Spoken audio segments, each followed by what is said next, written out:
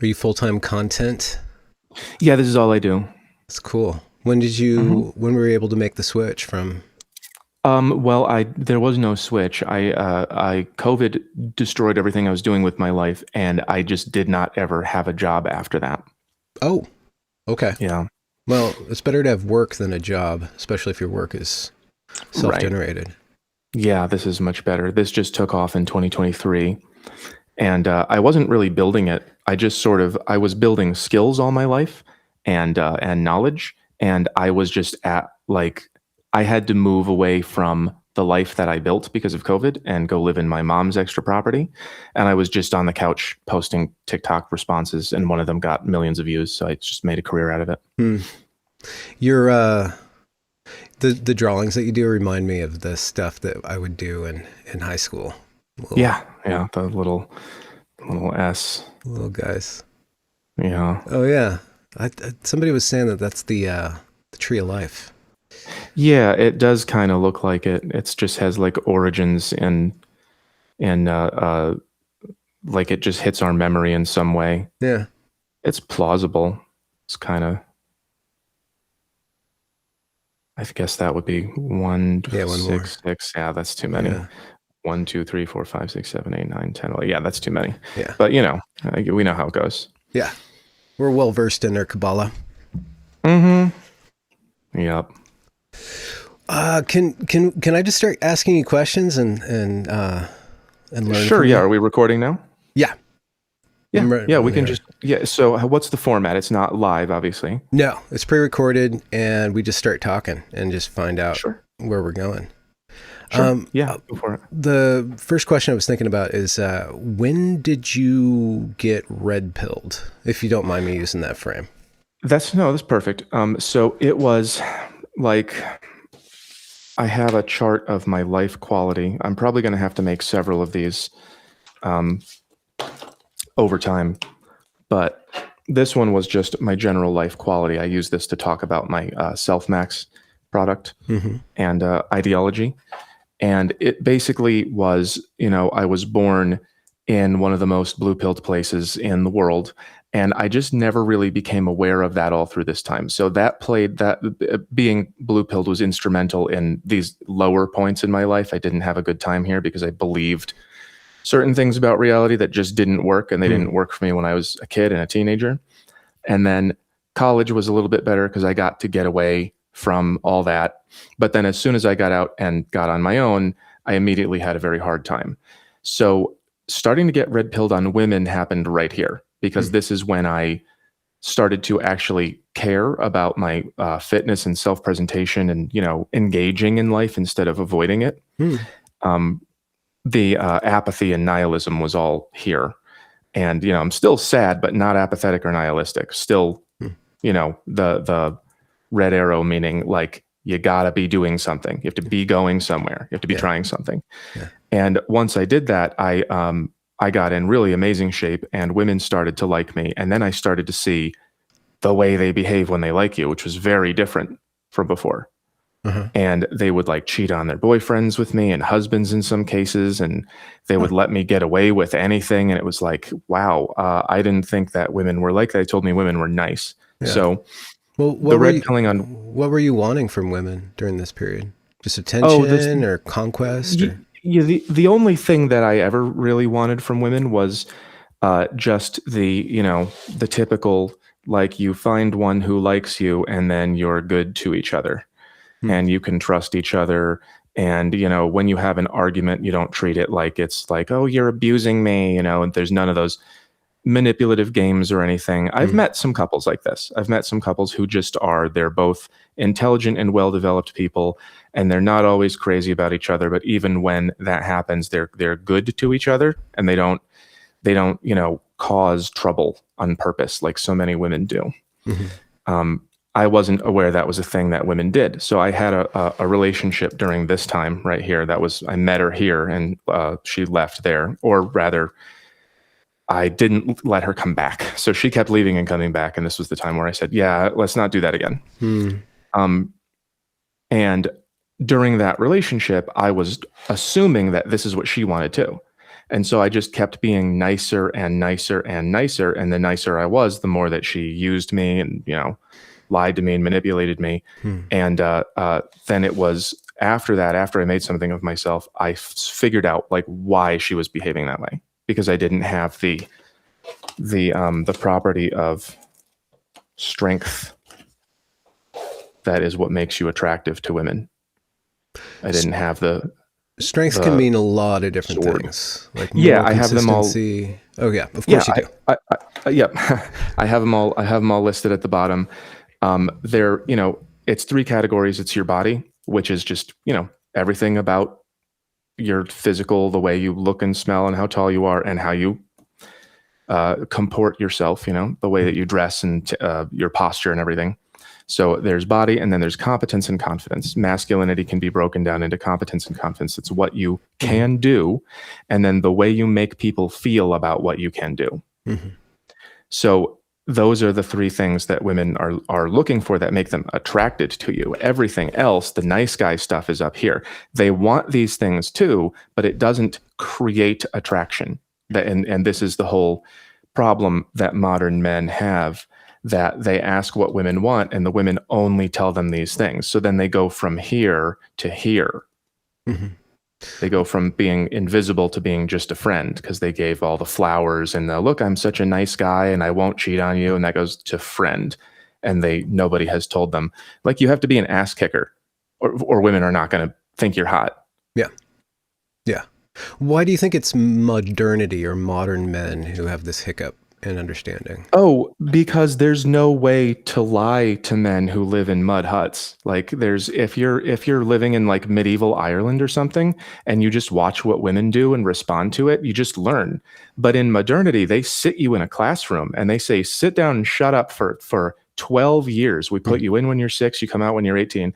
And the whole time we're going to tell you this is the way life works. And, and then you go have experiences, and those are also controlled. You have less of them because there's always someone watching. There's always a teacher. There's always cameras. There's always, I could lose my Nintendo. When you don't have those kind of constraints on your behavior, people tend to be completely red-pilled. People who are below the modern level, like agricultural or previous, they tend to just be completely red-pilled. They just go, women are like this, men are like that. These people are good. These people are bad. We can't live with them. We can live with them. And they just say it how it is. All the blue-pilled beliefs that wash over all of that, they all come from removal from direct experience. Okay. That's what academia is. There's a trade-off though, because it's nice to be removed from the harshness of reality and stuff. So I'm wondering if, sure, in your estimation, to what degree the modern problem is just insulation from reality, and then the reinforced insulation by the regulation of behaviors that are naturally suited to a harsher environment that are typically male. There's a lot of questions in there, I think. What you said was removal from a harsh environment. So obviously we don't want, women running away from bears all day. Well, unless they choose the bear. Yeah, right, exactly. And then they'll figure it out. So obviously we don't want that kind of exposure to the natural world. But what I mean is just sort of intellectually. There is a behavior, it's one of my least favorite behaviors, and it's a feminine behavior where people will not say a true thing because it's uncomfortable. So like somebody in a family has a problem, like there's a drunk uncle or something. And if you just say, hey, my uncle is an alcoholic, then people know about it and they know how to handle him. And they know, if they want to help him, what to do about that. But if your mother or your aunt or someone says, oh, we don't talk about that. We don't talk about that. Well, then the problem continues in silence. So what we don't talk about is women's sexuality and what they want and the way that they lie and the way that they don't even know that they're lying and the way that they're emotional and the way that they use, I think they call it a lot of things. There's sign language. Have you heard of that one? That was, who's that black guy that died? The guy who was the red pill, Samuel something. Oh, he had the square glasses. He used to talk to like delusional black women and just go like, you're going to be alone till you die. Like he had a voice like that. Yeah. And he called it sign language. It stood for something. I also call it GSSR. And I think that's gossip, shame, rally. And then there's another S in there that I forgot. Yeah. So women have these behaviors that I have diagrammed on this one right here, which are, and this one is not comprehensive. Zones is comprehensive, but this one is just a sampling of behaviors that men and women do to achieve status. So there's the guy up here just saying like, I have all the money because I'm better than you. And here's a guy flexing his social status. My dad knows a congressman. Here's a guy with muscle. That's where he gets his power from, looks. And then the guy's down here saying, I'm a nice guy, right? This is how they try to achieve status. Women try to achieve status by lying, mostly. It really is mostly lying. Like they say that this girl, the 10 up here, is not actually beautiful. It's just fake standards. It's you only think that's beautiful because someone told you to. You don't even know what you're feeling, right?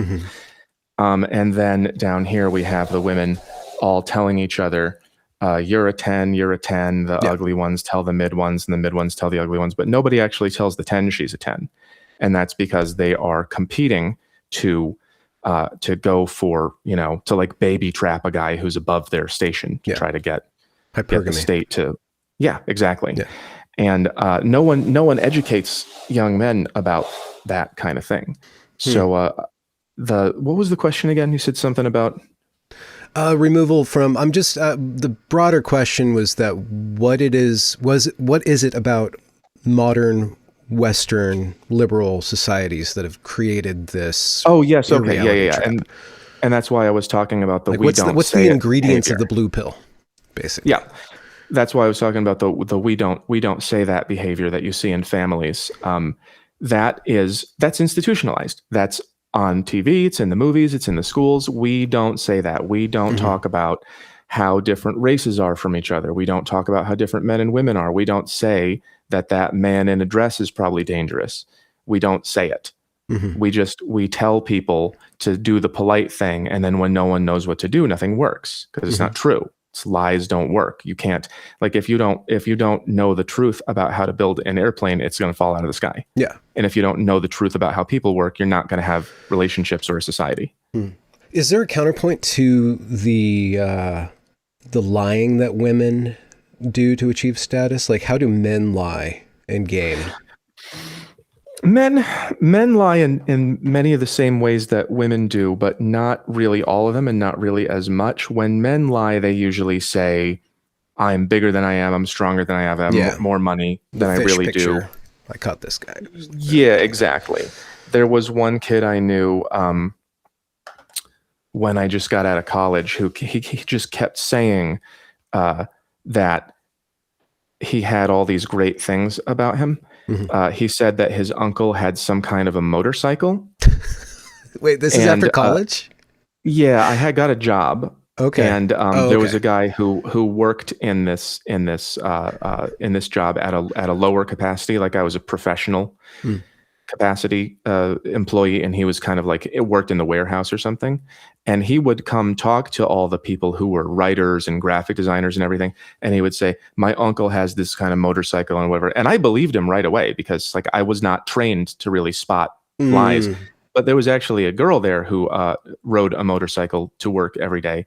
And as soon as he left the room, she was like, that guy's full of shit. His uncle does not have that. No, that is and I went, oh, so this is just a pathological liar. Yeah. So men will say, I've got so many girls and I'm so, I have a lot. Yeah. They inflate themselves, but they don't typically lie to each other. Yeah, they don't flatter people. They don't say, "Oh, girls are this way, and you have to do this." And then unless we're talking about the male feminist, but right. And the reason that they're doing that is because we've installed that in society. That's what I'm saying. Yeah. That if you don't have this, we don't say that behavior installed in modern society, all the men who are in the tavern in England or in a village in Germany, they don't do that thing. They don't do that like, oh, the girls are equal and they should get spears and fight wars with us too.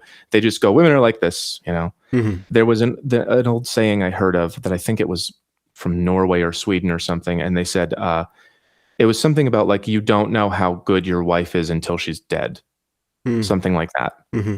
And it's like, so yeah, she's a good wife now, but like give her a minute, see what she does. Hmm. They would pass on wisdom to each other Hmm. about women. And it's like, if she stops feeling like, there was another one that I think was Muslim, and it was Hmm. worded a little bit more clever, but it was something like, it doesn't matter what you give her. If she's not happy now, she'll say, you never gave me anything. Hmm. Yeah. So those bits of wisdom were entirely denied to me and to, Hmm. most men in modern Western society. What's the there's a couple of things that I wanted to follow through on you and just understand, because when one takes a red pill on any given subject of the blue Hmm. domain, Hmm. everybody experiences to one degree or another a state of crisis, and then one thing leads to the next, leads to the next, Anger. leads to the next, right? Anger phase. Yep. Yeah. So how, when you start to realize that you're living in a world of lies, like Hmm. where, to what degree do you start to experience just crisis, and then how do you deal with that crisis, or how did you deal with the crisis? I dealt with the crisis in a way that was actually fairly unhealthy, I would say. Um, I've had a little bit of a rough road in Mm. life. I've had a little bit too much detachment from support structures, a little bit too much Hmm. uh, independence, a little bit too much finding out things on my Mm. own Yeah. that I could have been just told if someone just told me. Mm. So when I was making the timeline here, the blue pill and the red pill and the anger phase and then acceptance. So when I found this stuff out for myself, I was just really mad. Like, the anger phase can be pretty intense. Mm-hmm. And I was really mad, and I sort of started blaming women a little for it. And I don't think that I really changed the way that I related to other men. I didn't have a lot of male friends at that time. But I sort of, when I found out how different women are from how I thought they were, I just sort of learned their behaviors and used them like Yeah. like doing a judo throw. So Yeah. it's like, okay, well, I know what you're going to do, so I'll just change my behavior in anticipation of that. And then there were all these girls who wanted something long term, and I didn't ever say yes or no, but I let them think it. That's Yeah. the sleeper zone that I made in zones there, where you just go, the typical thing that they say is, oh, I just don't know where I'm going to be in 3 weeks. Oh, I Mm. just don't know. Yeah. So I developed a lot of strategies like that, and I just slept around. And there were some women who even were so into me that they paid for me to have a comfortable lifestyle when I was broke. Huh. They would take me out to eat and pay for everything like that. And I was just like, oh yeah, sure, but I still wasn't loyal to them. And Yeah. I tried to get my way because they got their way Yeah. from me. So now I'm going to get my way from them. How'd that make you And feel that's about yourself? well, I don't like that I did it now, but back when I did it, having the power felt good. Yeah. Taking back the power, because like that's what all this stuff is. That's what the lying is. It's Mm. taking power away from men. You're Hmm. denying them access to reality. This period sounds a lot like the manosphere red pill Yes. stuff. Yes. Did you draw inspiration or your thoughts from that, or were you No, self-study? I was just entirely, I studied psychology and philosophy and Yeah.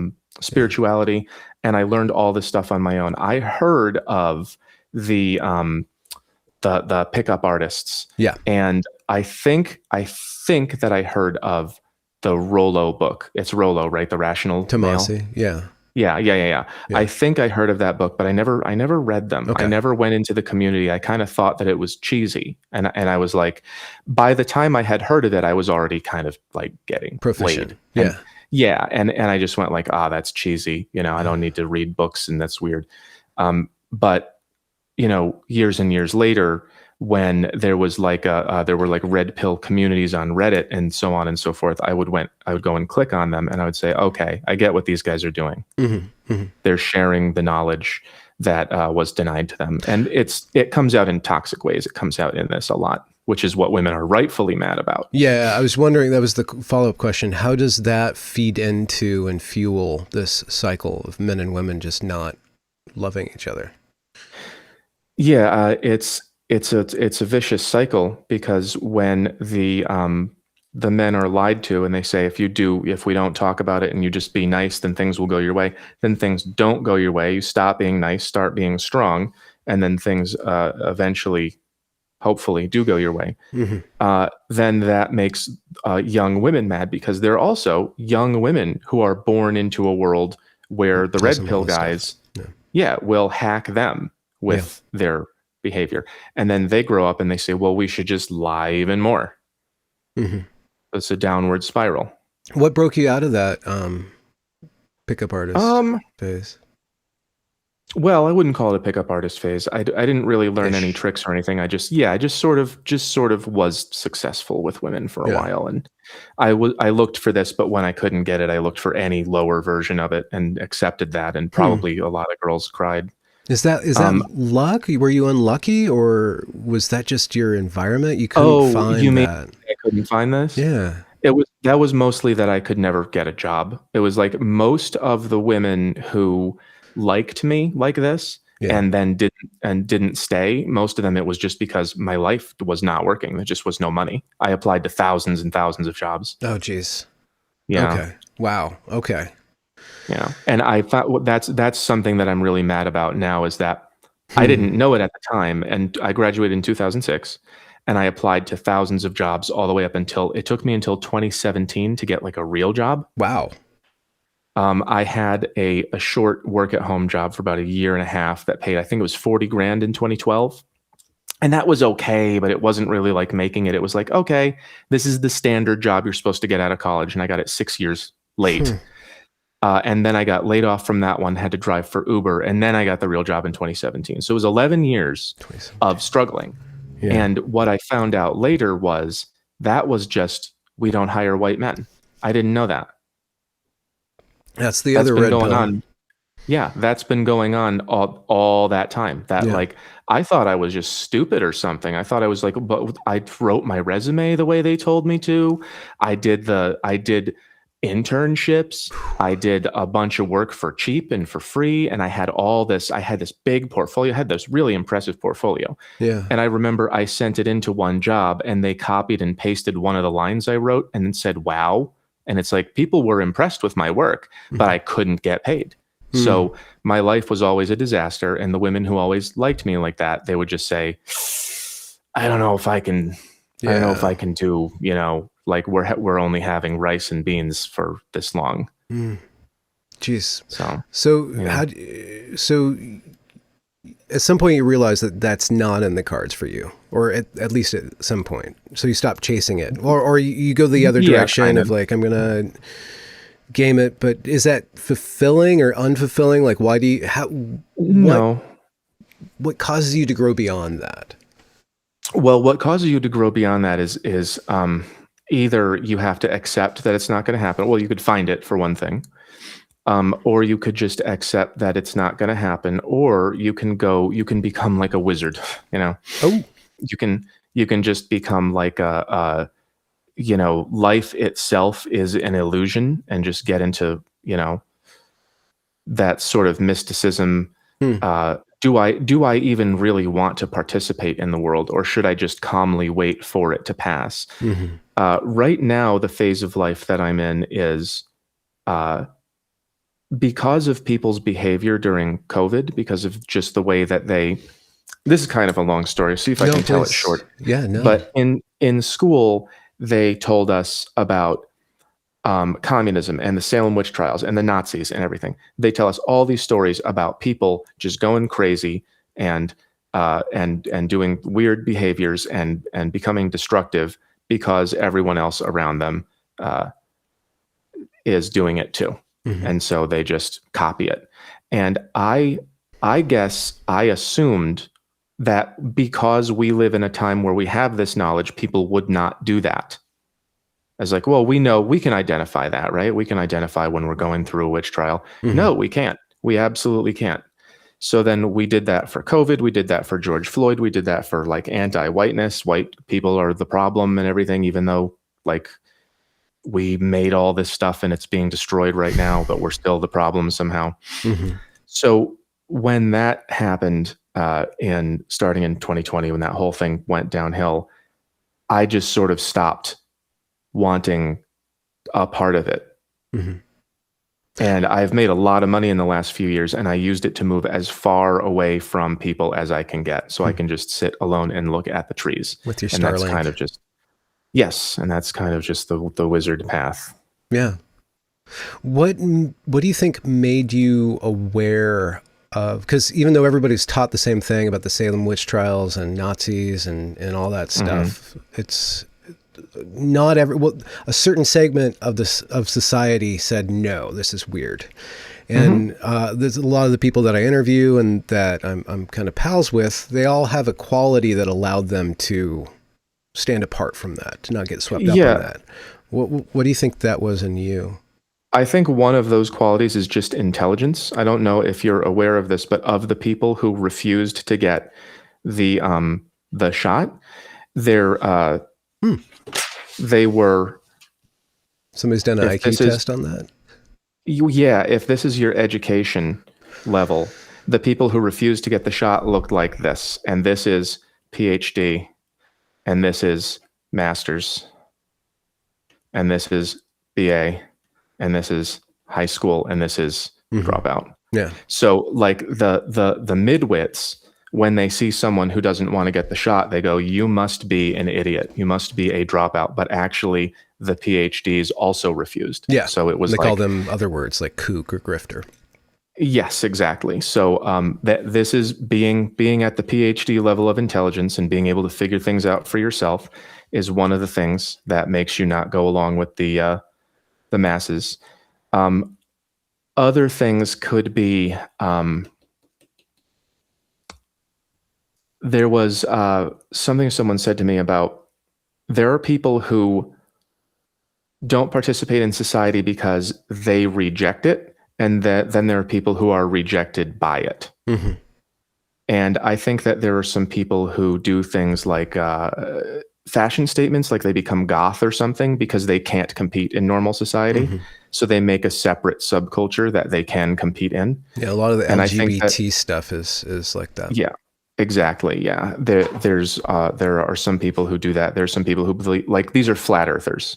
They can't feel smart about anything. They're not good at a lot of things that people value. So then they just pretend to have secret knowledge, and they go, "It's not gravity, it's density," and it's like they just don't understand math, and they act like they have some kind of special knowledge. So that can be a part of it. Yeah. There's also, I think, detachment. So this whole thing not ever happening for me kind of was one of the ingredients in being able to detach from all that, because I've noticed that men with families go along with the program a lot more. Well, there's a lot of incentives. Yeah, but I have a family, but I have kids, but I have this, but I have that. And it's like, well, if you go along with it, it only gets worse. It's going to be bad for your kids in 20 years. Yeah. Yeah. And they don't want to hear it. People are very short-term thinkers. What do we do with the midwits? I mean, we figured out what to do with the retards, and I guess we're always struggling with what to do with the geniuses. But the midwits, it seems like, is the social problem of figuring out how to corral that. Yeah, it's difficult because there's a lot of them, and they are, self-assured. Yeah, and they're somewhat capable too. So they think that the way it works in my head is how it will work in the real world. Like, this is why they keep going back to communism and saying real communism has never been tried. Real liberalism has never been tried. Right. Real capitalism has never been tried. Real marriage has never been tried. Real Christianity has never been tried, because the real version it only exists in your head. And when you actually make it real, which is funny because they call this real, and then this is fake. Once you do it in the real world, it becomes fake. When they do the real version, the same thing happens over and over. But a midwit is someone who, they can have pretty complicated ideas. They can build airplanes and stuff. They can, run businesses, but they think that because I'm smart, it'll work. And they don't have that. They don't typically have that humility of, let me go do this a few times and see what happens before we pretend we have data. Yeah. So what we do with them, that's a really tough question, because they're in charge. They're numerous Mm-hmm. and they're intelligent. And it's like, 100 midwits is going to win over like 10 geniuses any Yeah. day, because there's more. They have more money, they have more power, they can have more energy, they can do more things. And it's like Yeah. they just go make things happen, and the geniuses go, excuse me, and Yeah. they say, oh, you're an idiot. Yeah. Yeah. That's I think one of the problems of what's happening on the not left, the dissonant right sphere, is you have high, low Yeah. versus middle, but Mhm. they don't really understand them. There's a failure to understand. There's a bunch of geniuses and a bunch of, probably, rejects, I guess. You don't even have to Right. make it about Yeah. intelligence. And trying to get them all to work together and understand reality, understand the real politic, whereas the left, broadly speaking, is the midwits, and they have institutional power and they have longevity, and they know that even if, Trump wins his third term, they're still going to win. Yeah. They can withdraw the woke, but the woke is still there. Yeah. Yeah, so I think the question is, what do they do with us, really? And it's like, how do you get power away from people who really truly believe that the way that the John Lennons imagine is gonna be real if only they can do enough of their ideas, then it'll eventually become real. How do you take the power away from them? I know that we have to, or civilization will keep crashing. Like, someone will dig up the Empire State Building and go like, was it built by aliens? Like, we'll just have that cycle again. But like, I don't know how to do it. I'm really kind of, I have this fantasy that people are just going to recognize what a brilliant wizard I am and just put me on the top of the hierarchy, and I'll just be the Lord Commander. You get to do that. But this is not realistic. It's like, I'm pretty tired. And, I don't know if there's enough people to really give me that kind of power. Like, how would I get it? Well, what would you do with it?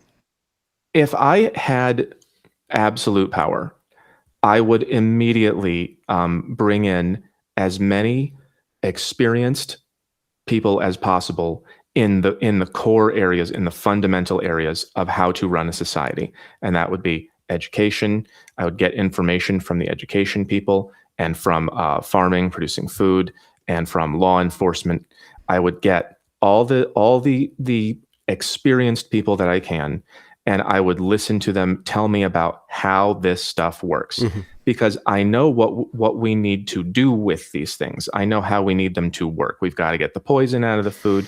We have to throw criminals in jail. We have to teach smart kids smart things and put dumb kids where they can, we have the technology now to separate children into groups that can learn different things. And maximize what we can do with the smart kids, and put the normal ones and the dumb ones in a place where they can be useful, or at least out of the way. Like, IQ is dropping dramatically for reasons that are primarily genetic. But if this is 100, I don't know if you're probably familiar with IQ. Below 85, or Jordan Peterson says 83, fundamentally impossible to get any value out of that person anywhere below 83.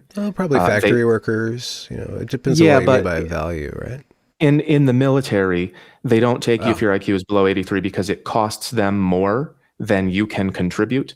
And there are probably, most places are like that. Like, you might be able to put them to work sweeping floors or something, but in most places they're going to cost more than they contribute. It's just babysitting. It's just daycare. And among the white population, that's 14% of the population. But among other populations, it is considerably larger, and we have already gone that way.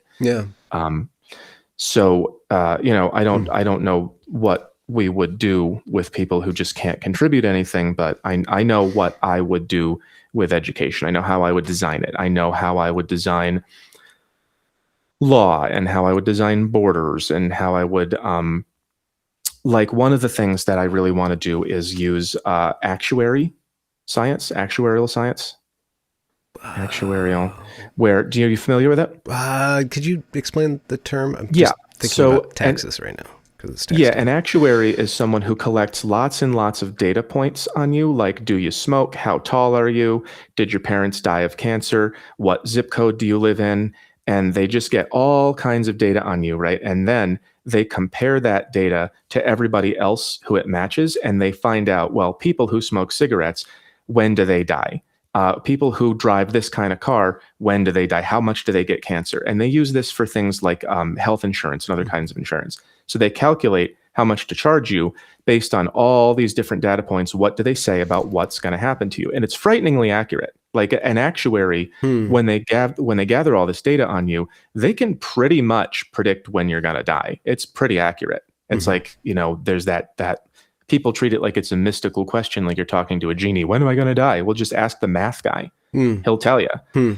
And I think we can use that for who can vote, who can take public office, who can own a gun, who can run a business. Why not? We have it. Yeah, well, it flies in the face of our liberal presuppositions. Exactly, but that's why this Liberty, is the fantasy. equality. Yeah. That's why the fantasy is, I'm in charge now, shut up or else. And then I would fix the things. What was the role of social media in changing your life? How did it hit you? So what I always was it like hated being social media. Okay, yeah. What was it like being what? No, just like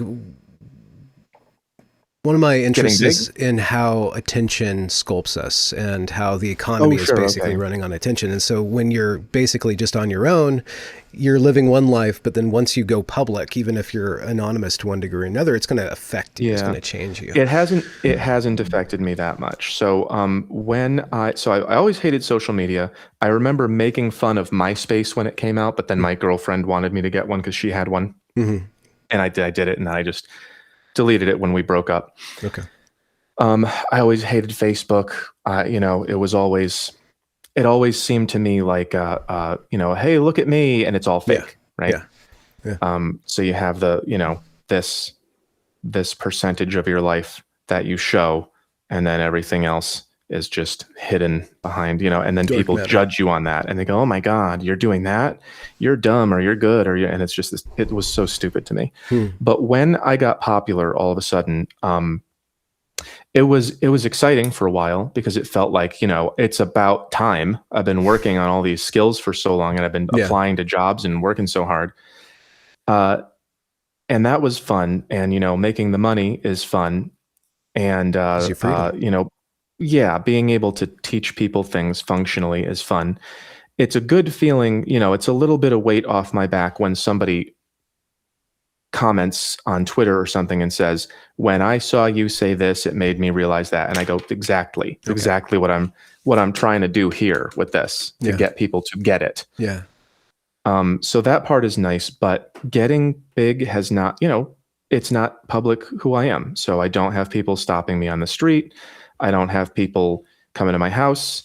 I get to just do what I do and then stay quiet and away from people. I imagine that if I probably will have to face reveal at some point if I keep going.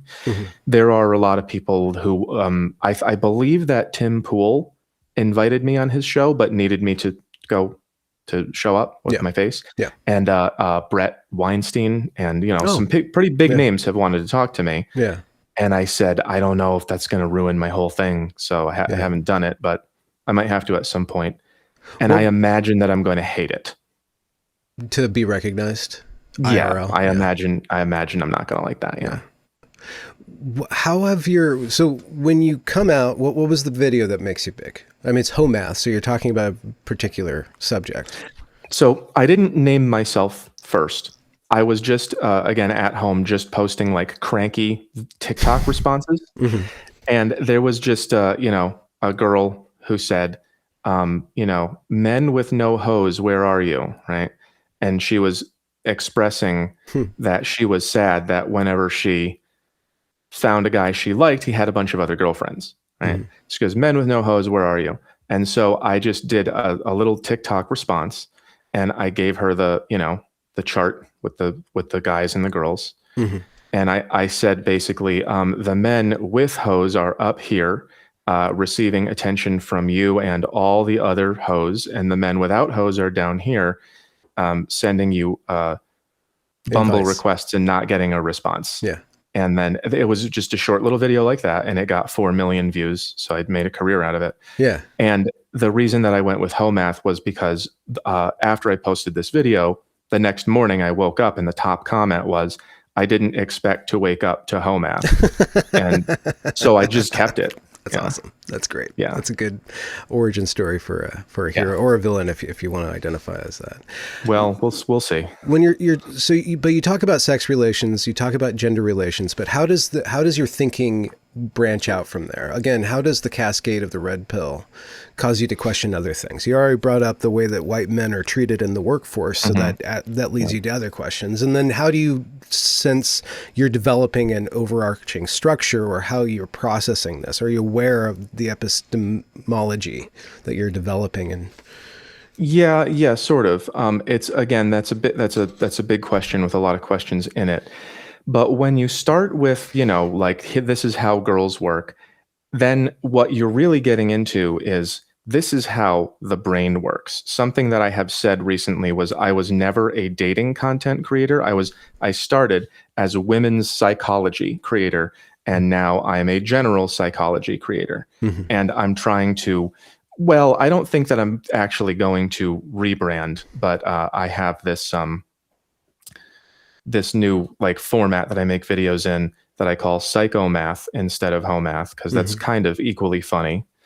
And I have the little eyeball instead of the girl, because I want to talk about things that don't directly relate to dating. Yeah. But you're a psychologist then, an empirical psychoanalyst. Yeah, I guess so. I mean, I don't really do a lot of, like, reading studies anymore or anything like that. I don't pull out a lot of, like, data. But I will explain things. Like, Ken Wilber has a system that I studied called integral theory, and they've always been frustrated. That community has always been frustrated that they can't get more people interested in it. And people from that community have come and told me that I'm the one who did it. I got people interested in it more than anyone else. And did you stumble upon this through like the red pill stuff or the dating stuff? Oh, did no. You just buy I just empirical research. Yeah, I just when I was unemployed, like, I got out of college and I just couldn't find a job, I just went to the library and read a bunch of things that looked interesting, and one of them was Ken Wilber, and I went, this is what I'm talking about. Okay. So I was about here in my development at that time, and I was getting really frustrated with this. And I was talking to other people at this level, and I was like, don't you get what you're doing wrong here? And they were doing that thing where they were like, no, that's toxic. They thought I was talking from a much lower level. Oh, okay. Could you know explain what they do? These levels a little bit? Because it's really fascinating stuff. Yeah, these are the levels of development. Basically, when you're born as a baby, the only thing that you can do is want stuff. And then in a few months, you start recognizing other people, and you can do things that other people will respond to. So you develop theory of mind, and you go, okay, mom can see me, right? It's not just cry and get something. It's like, now they can play tricks. So someone can see me. So they want something. I want something. They get to be about 2 years old, and they get to the terrible twos. And that's where they say no to everything, just so that they can be the one who says what happens. Yeah. They're also this is something being breached too. Their potty training it's interesting that those two things coincide. Yeah. This is the level that our culture mishandles a lot. That we generally, when kids try to get control, we take it away from them. And so they grow up feeling like they don't have any power, and they go, I can't. And that's why they become woke and they act out, because they want that control that they never got when they were kids. So one of the things I'm going to recommend when I get around to it is you have to let your kids, when they're that age, be in charge of something that it's safe for them to be in charge of. This is your dad math phase you're talking about. Yeah, kind of. And then, we grow up to recognize that other people want things from us. So it's like, I have this need for control, but so does everyone else. So we need to figure out a way to do that. How do we dress? How do we do our hair? What words do we use, right? Most people kind of stop here. The average person kind of stops in the conformist phase, and they always just do what they're supposed to. Some people try to move beyond. This is rational. This is the enlightenment. This is like, what is life about? Who am I? These are the dangerous midwits if they get stuck there. Yes, if they get stuck there, yeah. They start figuring out, who am I? How do I differentiate myself? How do I make my own way? Yeah. This typically the end point is getting tired of material success. Like you get all your boats and everything and you still feel empty. And then you move on to who am I and what is it all about? That's the understand phase. And when you want to be understood, you want all of yourself to be understood, you start again, just like down here, I want control, so does everyone else. I want to be understood, so does everyone else. This is where you get the people saying like, let in all the Muslims and there's no borders and everything, because everyone just wants to be known and understood and da. And the mistake that they make is they think that everyone is here with them, when in reality it's only a very small percentage, and most of the world is right here, about 3-4. Yeah. So when I was at this phase, I was doing all that self-discovery after college, and I was unemployed, so I had time, and I was getting fit and learning how women responded to me, and having different kinds of relationships and everything, and discovering myself. And it was right at that point that I started, I picked up the Wilber book in the library. And it was just like, I was just bridging this gap by myself. And I picked up the book and it was like, that's exactly what I'm talking about. It's exactly what I mean. So then I studied integral theory pretty intensively. And why is there a gap between 6 and 7? Because there's these are referred to as first and second tier. So this is first tier, second tier, and third tier. And the difference between first and second is the primary difference is that someone who's thinking at a first tier level has the opinion that their level is the only one or the best one. So if you have somebody who's at level 4 and they're Muslim, they're going to say Islam is the one true way. We must bring Islam to the whole world. Okay. And if you have somebody at level 5, and that's just where they are, they're going to say your life is your choice and you can do what you want. And they're going to tell that to their kids who are just not grown up enough yet to understand what that even means, right? But before they've even gotten to the conformist level, they're going to be hearing like, what do you mean it's up to me? I'm a 17-year-old kid. I don't know what to do with my life. Can you give me some kind of structure? Can you show me what is the way to do things before I decide what's up to me? So you see how they think their way of thinking is the way of thinking. And then you get up to level 6 and they think like everybody in the world, all you need is love, right? Like the Beatles and the imagine no religion, imagine all the people, imagine everyone is all the same. Well, they're not though. So once you get up here, you undergo this transformation where you necessarily, in order to get to this level, you have to understand how you got there. And when you understand how you got there, you understand everyone else is at some stage of getting there. Is this a purely mental or rational transformation? I mean, that gap seems significant. It seems like there's some sort of deeper rewriting. Yeah, it is a rewriting. Each of the stages when you move through them is a rewriting of the way that you understand things. But I'm not really sure how I would separate different parts of the mind, because, you're like reason and logic and emotion and needs, like Maslow's hierarchy, they're all involved in this transformation. Every part of the cognitive self is involved in the transformation. And sometimes people lag behind. Like I had one client who, I used to do life coaching, and I might do it again. It's fun. I had one client who, when I spoke to him, it was very clear he was here. I was asking him about who he is and what he wants and everything. And he was talking to me in terms of his own development and recognizing how he moved from one place to the next. And it was like, okay, clearly level 7 thinker, smart guy. But one of the issues he wanted to talk to me about was whenever he was with a girl, he didn't know what he was supposed to do. And he would just shut down and go like, am I supposed to do this? Am I supposed to do that? I don't know what and he would get lost in all that. And his problem was, again, that he never was the one making the decisions. So he had a underdeveloped tier. Yes. His relating to women part of his brain was just stuck going from 3 to 4. And he was afraid to take control of his own behavior and behave on his own behalf. And he had to grow into level 4, but he kept relying back on level 2. And level 2 is like you see it in tribes that they always do the same thing the same way generation after generation, like Amazon tribes. And you ask them why they do it and they say because that's the way that you do it, and they don't know anything else. So he was asking me like, what do I do? But what he really needed to do was take control of his own behavior. And then once he did that, he would understand what people accept and what they don't accept. So you can get stuck in some parts of you. Yeah. Yeah. So every part of the mind goes from low to high. And those percentages, I can't see everything, but it seems like how many people get there every day. So some days we're running on desire, some days we're running on conformity. Yeah. So if you look at all the billions of people in the world, pretty much everyone who's conscious gets to level 1, because that's like, I need to go to the bathroom, right? If you're conscious of that, you're at level 1. Almost everybody can get to level 2. If you're not able to get to level 2, that's like basically you just can't respond to other people. Like again, like a baby that it can cry, but it doesn't really know that other people are affected by it. Yeah. Severely autistic. And then, that's what they say in the books too. Level 3 is anyone who can act on their own behalf. So that would be somebody who is not relying on what does the tribe say, or what does my mom say, or what am I supposed to do? Anyone who can just go, I'm gonna go here and do this today. Right? Most people, by far most people.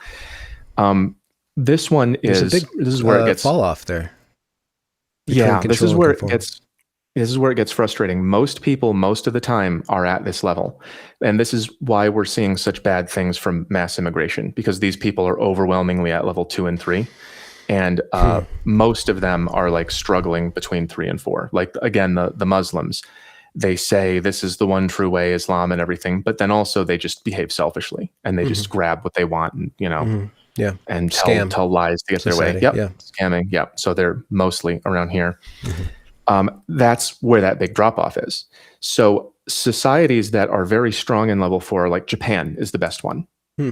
Where it's the best example, where you can drop your wallet and someone will bring it back to you, because everyone understands why we have rules. Oh, I'm not supposed to take that. I'm going to do the right thing. And they all agree on what the right thing is and they all do it. That's a society that's strong in this level 4 energy. They're very developed in it. And societies that are very bad at it are India, where it's like I just read yesterday that Amazon delivery people have different rules for different countries. And in India, you have to open the package in front of the driver to make sure you're not getting scammed. Okay. Yeah. Oh, yeah. All right. Yeah. So that's a country that has not developed into this yet. This is once a personal inventory of development, but you could also, and you already have, project that onto societies. And I wonder to what degree, how do societies go through this evolution, and if things like religion or other inputs allow for that. That question is answered by spiral dynamics. Spiral dynamics, and that is. Claire, Beck, Graves, and Cowan, I think, wrote that. And they focus on. So a lot of people will see the levels and they'll say, "Oh, it's just Maslow," and it's Maslow is when you apply the levels to needs. Spiral dynamics is when you apply the levels to cultural values. So they have their own color system. This was again. Frustrating for me. One of the reasons that people don't catch on to this stuff is because spiral dynamics has a color system. Wilber has a color system. Everybody has their own color system, and none of them are just the goddamn rainbow. They're all like coral and teal and amber, and no one's going to remember that. Yeah. Okay. All right. So this isn't like some sort of emanation, like red lines up with like some sort of spiritual force or anything like that. Maybe it does actually. It does actually match the chakra system, which is something I'm going to do a video on. It's too big of a coincidence. I'm not saying that there's magic or anything, but it's too big of a coincidence that the chakras and the way they are described perfectly match the psychological development. Where do you think Western civilization at its height was on this chart? If you just spitball. Oh, right here. In the 1960s, we started to move into level 6. That was the hippies. And you started to get the John Lennon, Imagine All the People, right? But the problem with level 6 is, again, that it doesn't distinguish between levels. So when they psychologically tested the hippies, they found that 20% of them were at level 6 and 80% were still down here saying, I do what I want. Yeah. You can't tell me not to smoke weed. You can't tell me to get a job, man. It aligns with both 3 and 6. Yes. Yes. This is the immature version. This is the, fuck you, I'll do what I want. Yeah. And this is the mature version. I don't need rules to know right and wrong. Yeah. Yeah. It's kind of an atheist refrain as well. But atheists kind of hit out on that. They're like, if everybody can reason themselves into right behavior, then it would all fix itself. That's how Six dissolves for. They hate these rules. They don't want to be constrained by them, so they get rid of them for everyone. Yeah, yeah. What do you think about our culture or society allowed us to get to 5 and then allowed us to get to 6? Like, it's our DNA, I believe. Like, wherever you put people of a certain kind, they're going to reproduce their same. Like, Indians are moving to America and throwing garbage everywhere, just like they do at home. Yeah, they're going to do the same behavior. Or bromining out. Yeah, exactly. The British, people of British descent, built London and, the United Kingdom, which was the dominant force in the world for a long time. And they sent their criminals to Australia, and Australia became great. Mm-hmm. And they sent their explorers to America, and America became great. And then the Germans moved to America, and they created all that great technology. Yeah. And it's like the Germans, everywhere the Germans go becomes good. They sent Germans to Argentina. Argentina was on the way to becoming one of the world's great countries until they destroyed it. Mm-hmm. It's the type of person. It's just the type of person that you are. So if you have people who are genetically, intellectually capable of developing, and they have enough resources, and they don't do things like apply to 8,000 jobs and get turned down for being white, then they will develop. Yeah, they'll develop. If you have to have, Wilber calls it challenge and support. Those are the two things. Those are the masculine and feminine that you need in order to move up the scale. So it's like that they depict it as a spiral too, and you have challenge and support. And so in order to go up one of these stages, you need to be having difficulty at your current stage, right? Mm-hmm. Like, this isn't working for me. And so, like a kid riding a bike, I want to ride a bike, but I don't know how. Well, the challenge is learning what muscle movements to do, which you're not going to do right away. You have to fail. You have to try and fail. You have to be willing to fall down. And the support is training wheels or someone holding your bike and then letting go, like the dad holds the bike and then lets go when the kid isn't looking, so he thinks he's still being held but is going on his own. Mm-hmm. There needs to be, you have to get support from your society. And a lot of us are not developing right now. Like, we're having a cluster B narcissism issue because a lot of young men and women, Western young men and women, are just not getting from level 3 to level 4 because they don't have that support. Level 6 took it away. And no one is telling them, here's what you do, here's what you don't do. Well, ironically, they're getting way too much support at the same time, coddling. Yeah, that's support in a different way. That's support like material support for your fifis, just maintaining your life without, for maintaining yourself without doing anything. But these words are used in the service of development. So they're not getting any support for their development. Yes. They're getting material support, but it's not like to keep them where they are. Yeah. It's not like go learn to be a logger or a firefighter, or here's a job where you can be a coder or something. They're not getting that kind of support. Mm-hmm. So when I was looking for work, I had the challenge of finding it. I had the challenge of getting good at things, but I did not have the support of income from a job. So I could not develop. Yeah. Yeah. So with challenge and support, I'm sure that you could probably describe particular challenges and particular supports that would help people go from one level to the next. Yes, that's a big task that I'm trying to do, to break it down level by level and say, this is what people need. This is how you recognize when someone's at this level, and this is what they need. This is the challenge, and this is the support. This is how you recognize when they're here, and then this, and then this, and then this. What was the challenges and the supports that allowed you, insofar as you did move from 6 to 7, to move from 6 to 7? Well, finding the material, finding the written material, like Ken Wilber's work was a huge part of the support that got me to intellectually develop. Okay. So I just happened upon it. Nobody found it and forced and gave it to me or fed it to me, but I was just so hungry to learn that I just went and looked. I looked on the internet and I just went to the public library. I said, basically, fuck it. And I just went to the public library and got a bunch of books on different things to see which of them rang true. Yeah. And the Wilber one rang very, very true because he was talking about this exact thing I was trying to find. So that was an enormous amount of support.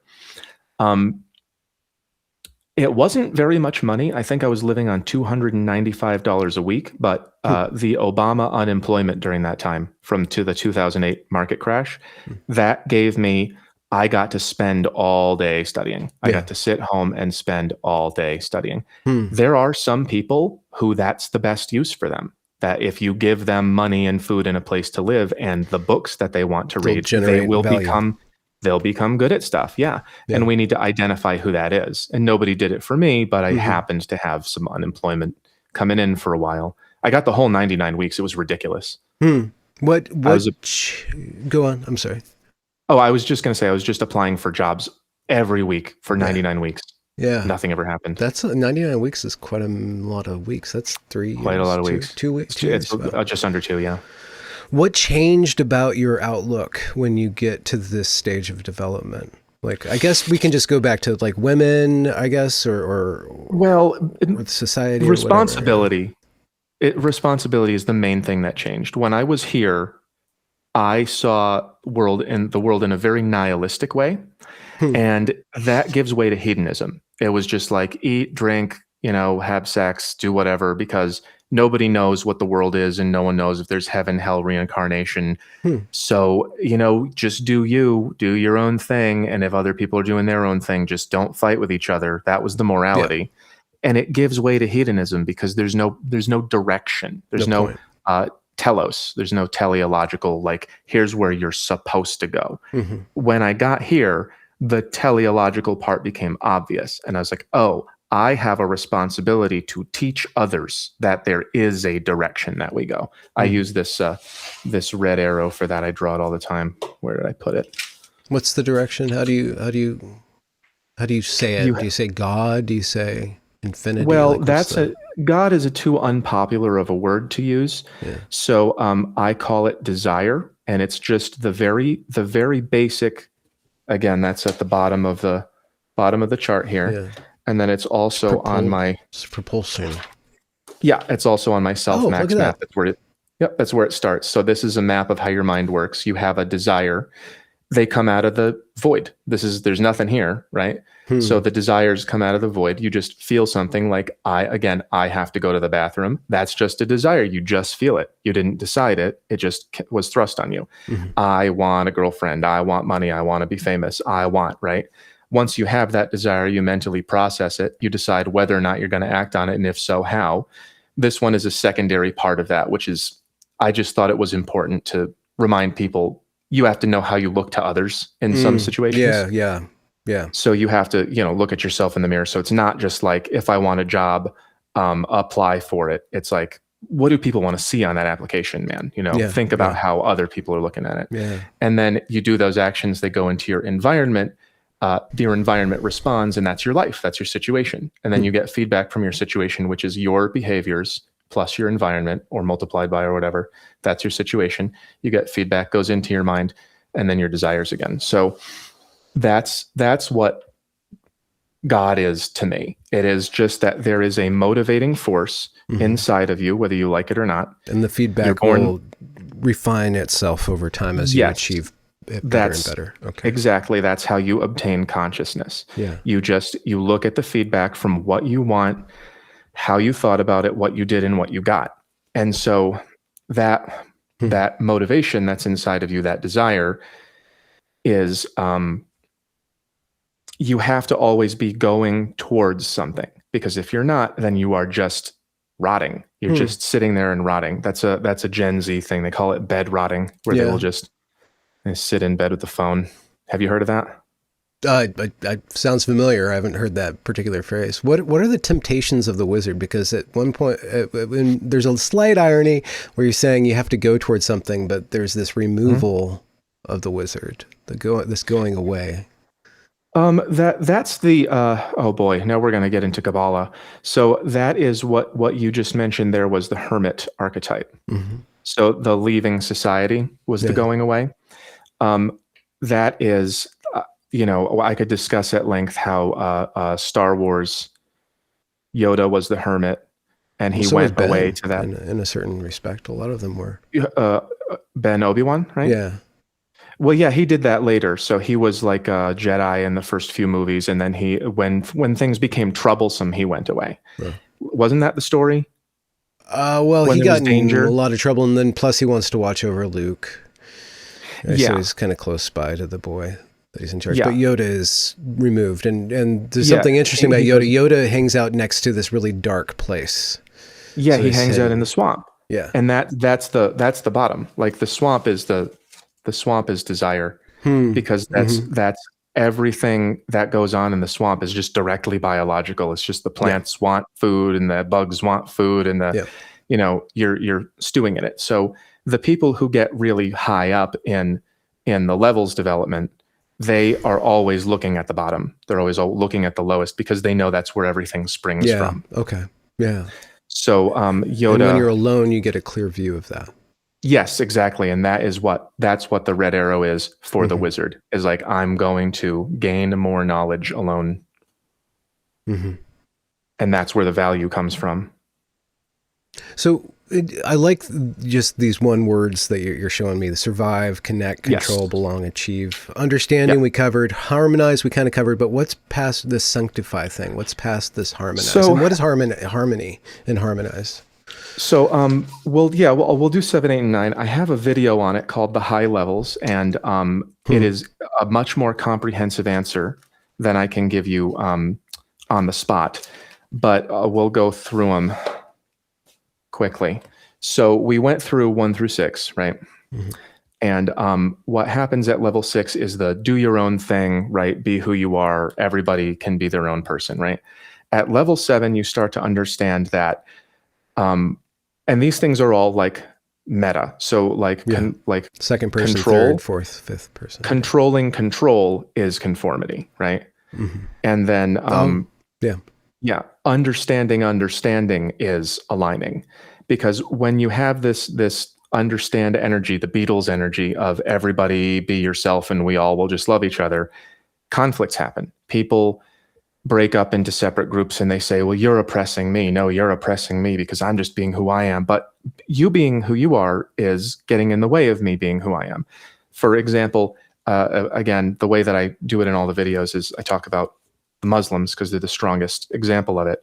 When you let them be who they are, they walk in and they take everything over because that's who they are. That's what they want to do. Mm-hmm. So that's going to get in the way of you having all of your abortions that you love so much and polyamory and everything. Like they're going to come in and take that all away from you. Yes. So you can't make them let you be your way. They're going to force you.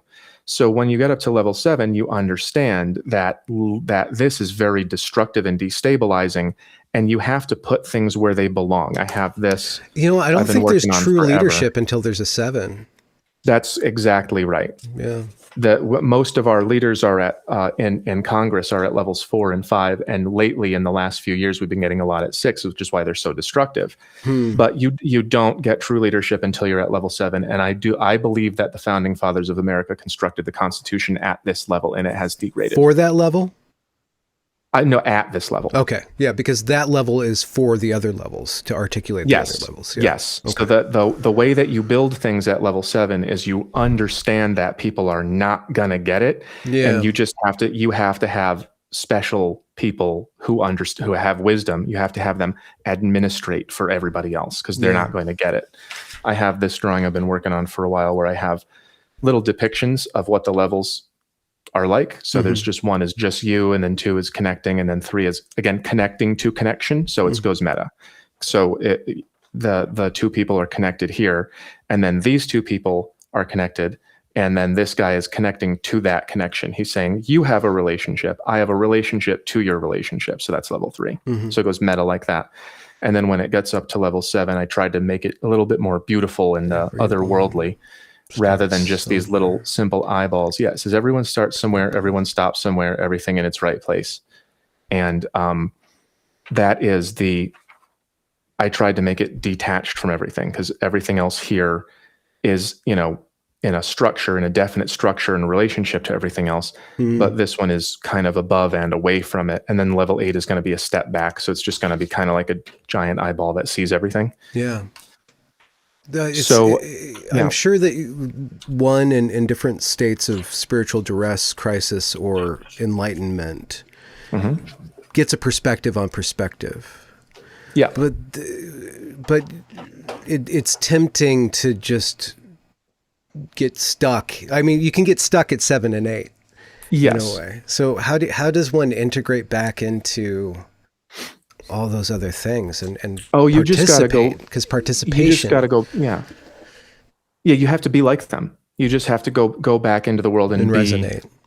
Yeah, be what those people are being. So if you're with the achievers in your job, you just do that. Yeah. And you don't have to force them around into other levels. And if you're with a conformity group, you just be part of that group, and you don't have to, do you ever think of anything else? You don't have to do that. You don't have to make them be elsewhere.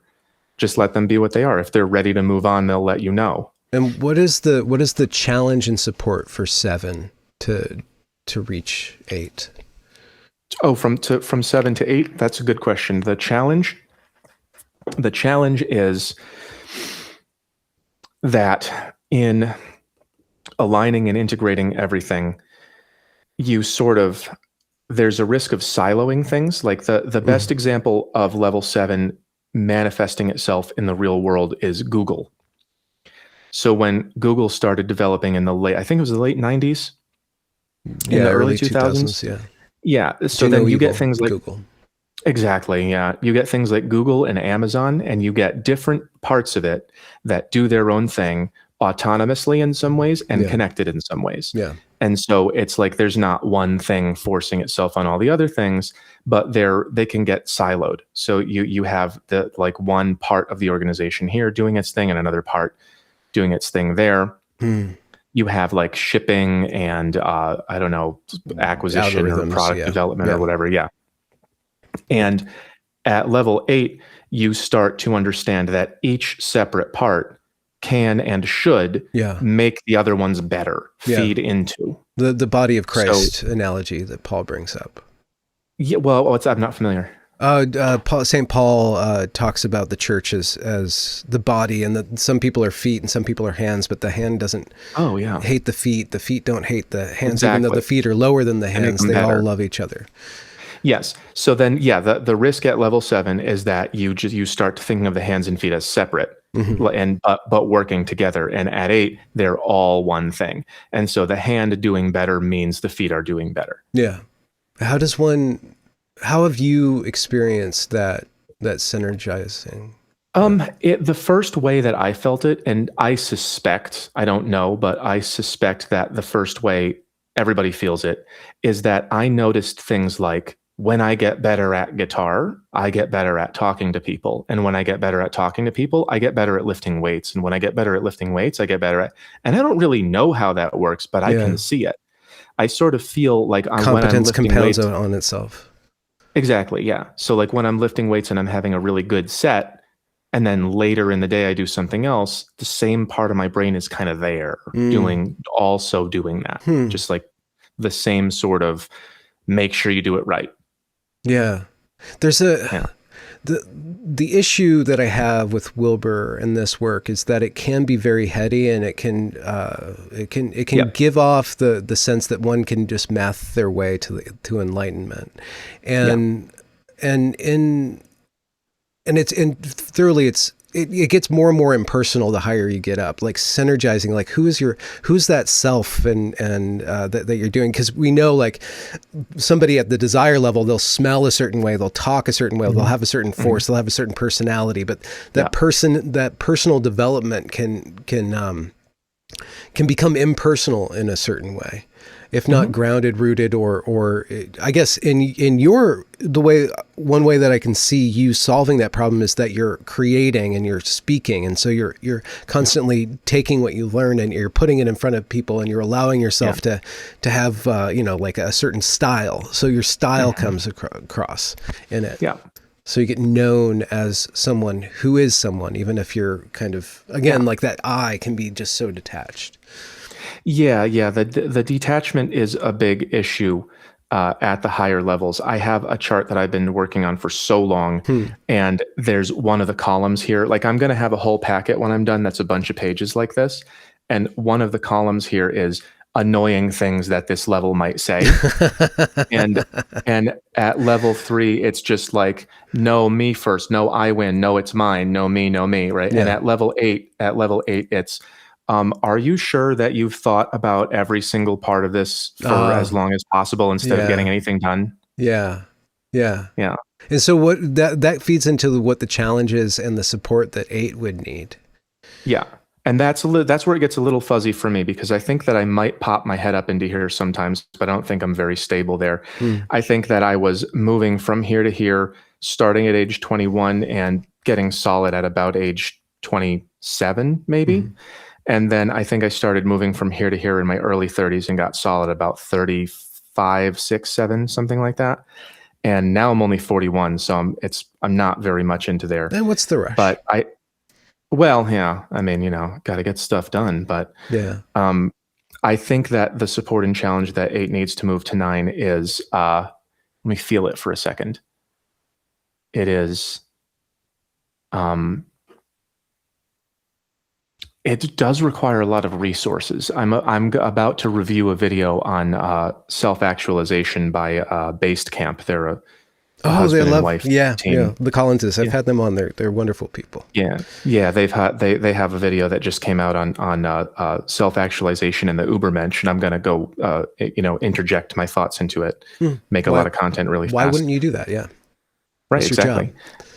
And that one of the things that they say is that it's elitist, and people who develop this high are elitist, and it's like there's something kind of snobby about it, because you need a lot of material resources. And I think that you really do. Like, in order to become the hermit, in order to be Yoda and get all the way there, you need to have just loads of, like, you have to have a home and safety and food and time and money and things to keep yourself occupied, and a weight set if you're going to lift weights. You have to have all that stuff, and to be able to control your own life and live on your own time until you can get to the level where everything effortlessly is, and it starts to go beyond words, or at least beyond words that I can use, that everything is the way it is, and the question is the answer. Accept, surrender, admit, detach, release, let go. Yeah. Again, there's that detachment. It seems like, why would God, or that which is the desiring thing, want something to escape desire? Well, here's how that works. The way that people think of detachment is, I think, a little dysfunctional, because it sounds like kind of exiting life. Like, why would God make the world if he wanted you to be away from the world? So the analogy that I used on Twitter yesterday was, imagine that you get in a car accident with a drunk driver and you lose your leg, right? Now, this person obviously did something wrong, and you were hurt, and it ruined your life, and you can be angry forever. You can be bitter about it forever. You can drink about it, and you can blame this person and, sue them. And even when you win the lawsuit, you still hate them.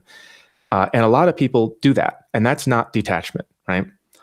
But if you're a dog and you lose your leg, you won't like it while the pain is there, but then when it's over, like, you've seen dogs with no legs, they just do the best they can. They've forgotten about it. It's just like, oh, okay, I don't have a leg now. Now I'm this. That's what that really means.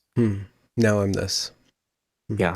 Have you, your work on men and women, have you seen it inspire women specifically, or women understanding? And what's that like? What's your woman counterpart? What's the feedback loop in for the fairer sex that you think you've been stirring or instigating? So several women have suggested that they be my counterpart. And, Of some of course. them even showed me, some They're of them even showed hypergamous me, just like the rest of them. of course, yeah. Some of them even showed me some good work, but I'm just not able to ever Do everything all at once. fit. Yeah, like I can't. I'm having a meeting with someone who they were making a website for me, and I wanted them to be autonomous, and they needed more like attention from me and more control over my stuff, and I couldn't do it, and they just quit. Yeah. And it's like, I haven't even published a video in like 6 weeks. I'm really so. I would love to be able to work with someone like that, but I just don't know how to get there. But I think the more to the point of your question is when women learn from me, usually they become accepting of their own behavior and they understand how they've been naive about men, which is very similar to the way that men become red pilled. I'll give you a good example. A friend of mine who I knew since before Hoemath follows my stuff, and she told me that she showed this chart to a friend of hers, and her friend said, "This guy I'm seeing, this is exactly what he said to me. He said, I don't know where I'm going to be in 3 weeks." He even said the phrase 3 weeks. and then she went, "Oh, he just doesn't like me that much. It's not that there's something that I have to say or do to get him to marry me. It's that he sees me as, for now, he sees me as temporary." And then she broke up with him.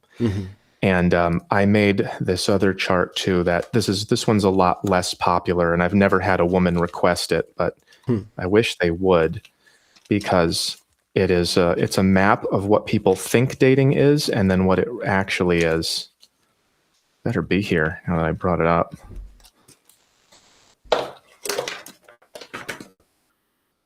A little less organized than I'd like.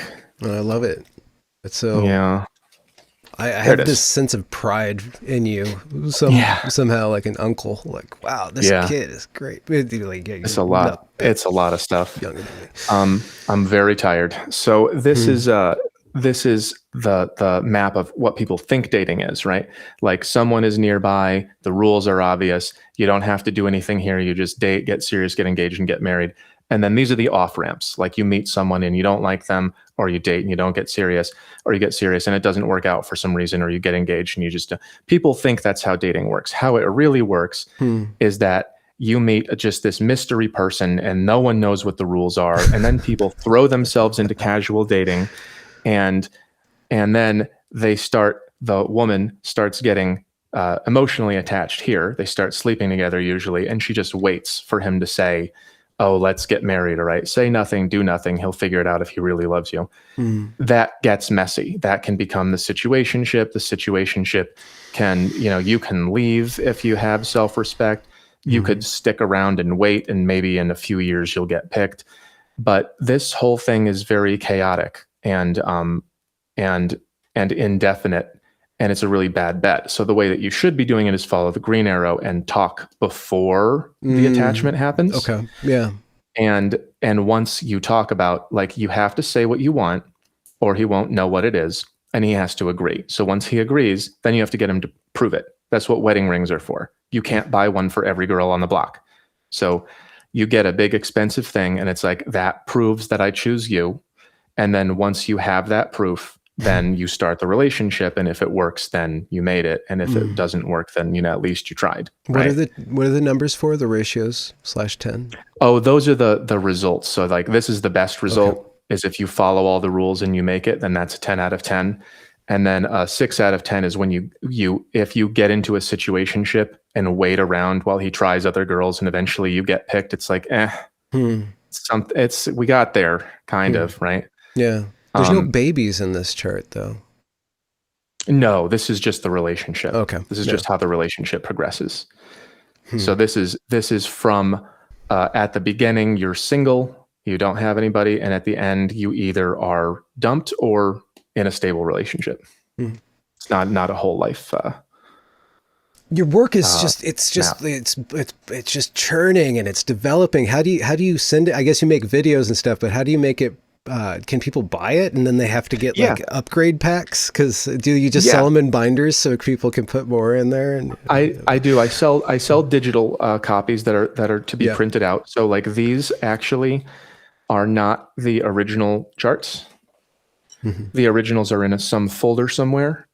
Yeah.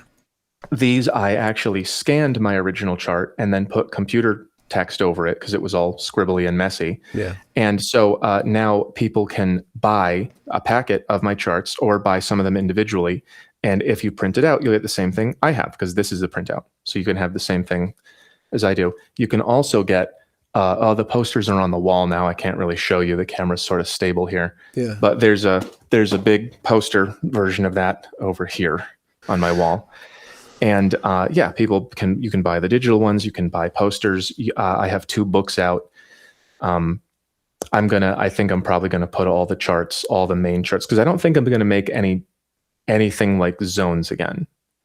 I'm gonna do that for levels in those terms anymore. Or well, it's just that the mapping out what's important in relationships is a pretty comprehensive map of what men and women are looking for. This is what men are looking for, and this is what women are looking for, 2 things. And then what that makes them feel about you. So if you're, here and here, then you'll either be in a bad situationship or she'll settle for you, right? This is a pretty comprehensive map of that part of relationships. I don't know if there's anything else that I can do or want or need to do in terms of boy-girl stuff that's going to be a map this complicated. I think a lot of it is just going to be quick drawings for quick videos. And then my more complicated stuff is going to be about levels. I've got a bunch more of these to make. Okay. Is that your main direction then? The levels and the spiritual, social? I'm already known as a dating guy, but I think that's the direction I'm going. Yeah. And I don't know how to do it. Oh, you don't know how to do it. So I was wondering, like, how do you think you're going to do it? Or how is it pulling you in a different direction? The only thing that I have accomplished so far is introducing a second brand or a sub brand, which I drew for you earlier. Yeah, the PsychoMath with the eyeball instead. Yeah. So I'm hoping that over years, as I continue making videos about the screeching TikTok girls for fun, and then make the heavy psychological ones, I'm hoping that over a year or 2, it'll just gradually transition from one to the other. Yeah, and then I can just be that one, and that'll be a nice smooth transition because this includes this, but this doesn't include this. Yeah. So the internet pulls our attention in all different ways. A good example would be Jordan Peterson. He blows up, he gets really big, and he produces amazing content that change and help a lot of people. But then he's put in this weird position where he just needs to make 10-minute videos. I know he's not doing it anymore, but he got on board with the Daily Wire, and then he's just got to comment on this thing, comment on that thing. And so there's a way in which the internet, it fractures our attention, but especially as content creators, also as content creators, we are invited to talk about, the rebuilding of the Third Temple or the Ukrainian war and stuff. What are some topics that you feel are distractions or that aren't distractions that are beyond this, but you still have to be really careful about? There's these different things that are tripwires, and they might be tempting you or causing you to reach deeper. I don't feel that I'm distracted by any particular topics. Like, I want to talk about politics, and I want to talk about specifically how people think about politics. So one of the things that I talk about a lot on Twitter is the word racism and how it's not a valid concept. And people will say things like white supremacy, and all that really means is supremacy, whatever. All that really means is having a country. It's like, if you're white and you want to have a country and protect it, then you are the most evil thing in the world. It's like, that's just the normal way of living. Well, yeah, but the problem with whites is that the countries end up being very successful. It's not just about having a country, it's having a successful country. Right. But whether or not it's successful it's completely irrelevant to the moral underpinning, which is, Why do we have to live with everybody? We don't want to. Most of us don't want to. There's some people, white people want to, and that's great. They can go do that wherever, right? Yeah. But like But they're every sixes and they single want place, everybody else to do that too.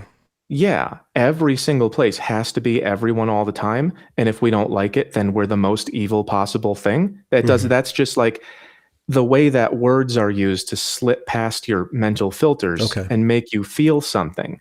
Yeah. I want to educate people about that. Yeah. The way that these words are triggers to make you feel like that's an evil thing, whereas it's really just like, I want to protect my family. And they're saying you're evil for that. Mm-hmm.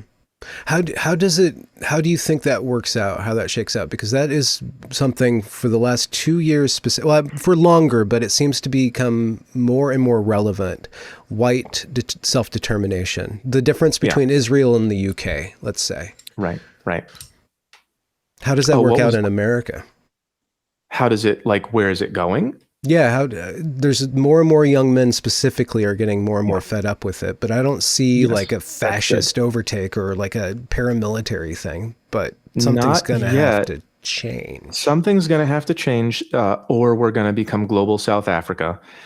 And that is the worst possible result. I mean, I think probably anybody who watches you will know what global South Africa means, but in case anyone doesn't, it just means basically that the non-white people take over the country. They become more numerous, and then they just make more and more laws that take everything away from white people until they have to run away to the rural areas, and then they go chase them out there and kill them. So it is just genocide. It's just genocide that's happening in South Africa, and it happened in Haiti and Rhodesia, and now it's happening in every white country. And if we don't want that to happen, there is going to need to be some kind of organized resistance, and a lot of young men are ready for that, but not organized. The organizing is the difficult part, because every time you get 3 white guys in a room, 2 of them are feds. Well, what's up with the feds? How do we get the feds back on our side? I don't know. I think that I actually, this is a question that's been bothering me for a long time. I don't understand why it is that, because these people are the cops, basically. The feds are basically the cops. And it's like, the cops are supposed to be, everyone always calls them racist, right? But here they are enforcing globo homo. I don't understand the psychology. What do they believe and why? And I think that the only answer that I've been able to come up with is that they're stuck at level 3, basically. They're all the way at the bottom at the control level. And they just get a kick out of telling people what to do, and they don't see any problem with it, and they don't understand how it affects the world. They might just be recruiting people who just want to be bullies. And it's like, you are in charge. You go tell this guy what to do now. And they go, oh, hell yeah. And they have no idea the greater effects they have on that. Yeah, it really does seem like the 6s and the 3s are unified in this regime. Yeah, it does. The midwits and the thugs. So it's just to finish the thought, I don't see any avenues through which to exercise power over that, because you can't get them morally. Otherwise we would have, because like things are so bad. So why are you still doing this? And we don't have the money or the power. So I really just don't know what's next. I think I'm going to have to try to design words and phrases and images that can get through to them, that make them understand. You are very independent. Is there anybody out there that's working right now that you feel is a comrade? Well, not a comrade in the Soviet sense, especially, but like somebody who's on your team, who's working with you, who even indirectly, like your Clade, your brother out there. Not exactly. There are people who do similar things to me. There's one guy I know. I haven't spoken to him in a while. He does physiognomy. You know that one? Like the way that you look says something about who you are. There is Rudyard from What If Alt Hist. I visited his house when I I think that he's stuck on a few issues. I think he's sort of stuck at level 6 on a few important. He's very young. He's very young. He's very smart. I'm hoping he'll figure it out. It's just like clock's ticking, But he's obviously extremely good at what he does, and successful. He's been on all the shows and everything. Mm-hmm. Um, I Is can't there really anybody that think you of look anyone up else. to? Is there anybody that you look up to? I guess, yeah. I stopped having that feeling of looking up to people during COVID. Hmm. Like I no longer like I used to look up to Wilber. I really don't like him now. Like he has said a lot of really cucky things in the last few Yeah, years. there's a certain kind of Not cliff he ran or wall he ran into. yeah, it's his wife. His wife just destroyed him. He has said that he doesn't want to be alone. He's very scared to be alone and die alone. Hmm. So he's got this wife who is no good for him, but he just to him is better than nothing. So I'll just do whatever she says. Hmm. What was it about So him he's that you liked? Well, because he was like me, where he would just come out and say the thing, and he Yeah, would okay. say he had one bit where he talked Honesty. about women wanting to be choked a little, and he's like, she just wants to feel your power, you don't want to hurt her, and that's a very sensitive thing to say, but he just said it because it was true, and Mm-hmm. it's like that's really important, and he was funny and he was very talented, Yeah. and his particular style of comedy was my favorite. Also, like I don't like jokey jokes. I like comedy where it's the punchline is emotional. Like he had one bit where he was miming driving his car, and he said, "You ever see people on the side of the road and you think just, you know, like just drive into them, and it's just there's no like, and then the horse was he was gay. Like there's no joke. It's just an emotional punchline. Yeah. So he was exceptionally good at that, and he was telling a lot of truth, and he just stopped doing that. And I think he's a really bad example for men now. So I used to look up to people like Wilber and Louis C.K. for the same reason. And I used to look up to Wilber. Didn't stop looking up to Wilber for any particular reason. I just kind of lost touch with what he's doing. Yeah. So he, inspired all of this, and I learned everything from him. I don't have any idea what's going on with him. I've heard that he's getting old. I've heard that he's surrounded by woke people, but I haven't checked on that. Yeah. You haven't spoken with him? I've never spoken directly to him. I went to his apartment once. There's a ceiling for you insofar as you remain anonymous, but there's a bunch of ways that you could be institutionalized or work. Do you have hopes for that, or are you fine doing what you're doing? Because I'm sure people reach out to you because there's so much value in your work. People reach out to me. Yeah. People reach out to me and they say, a lot of people someone wanted to work with me to teach. They wanted to learn how I teach. They're like, how do you break these things down and teach them that way? And I don't actually know. I can't draw you a diagram of it. I'm sure I could, but it would take me time, just like the zones thing. And I'm already so tired. And tired of what? It's very difficult to describe, but ever since COVID, it was just a very stressful time, and I think I'm burned out. You have spiritual long COVID. Yeah, I mean, it might be neurological long COVID. It might be just that I was just so overwhelmed with stress that my system never. It either is or is like PTSD. Some sort of trauma. Yeah. Yeah. And so there's a lot of dysfunction and there's a lot of exhaustion, and people just really, really, really do not understand that. How did you avoid resentment? Because that can be a trap. Resentment for what? Because there's a lot of resentment I did not avoid. Okay. Well, what does one do with resentment if they see themselves being robbed, being harmed, being mistreated, being lied to? Because that can be a sticking point for a lot of people's development. Exactly. Yeah. So I think that you have to know if it's real or not. You have to know if is it true or not. Like is somebody? It's like right James Lindsay's analysis of the so-called woke right. He's like, well, they're just playing victim politics, and then the question is like, well, is it true, or they're being victimized or not? Yeah, he'll never admit it, even though it is true that this is. Where is it? This is it's muddy. So all this stuff is in the wrong place again. This is actually what's happening to us. Like a lot of us, particularly white men, can't get anywhere in life because no matter what we do, it gets taken away and given to someone else. And then people say, why are you such a loser? Why can't you make something of yourself? And then you make something of yourself and they take it away and give it to someone else. And that's obviously happening. And people like James Lindsay know it. He's aware of it and he's lying about it. And I don't know what to do about that. So I'm very resentful of this. I'm like as angry as it gets that this is what is causing all of our countries to collapse. And I think, oh God, my camera is funny sometimes. I like it. It's like ping, ping. Yeah, it just pops. It just makes its own decisions. So I'm as mad as it gets about that. And I think that we should do something about it. So what is to be done? How do you do something? I don't know. That's what I don't know. That's the big question. And it's messy. It's really messy. And it just, one wonders if we have the will. Like there's, Yarvin was talking about that. It's like, yeah, you're not going to take up arms. Like this is. Yeah, that's what he said. The tri-cornered hats thing. My camera really sucks today. Yeah. He said that people are not going to get up and do that. I don't know. I mean, I don't know. I don't see everybody doing like I can't remember the book. Red Dawn. No, it was totally Turner Diaries. Diaries. I don't see people doing anything like that.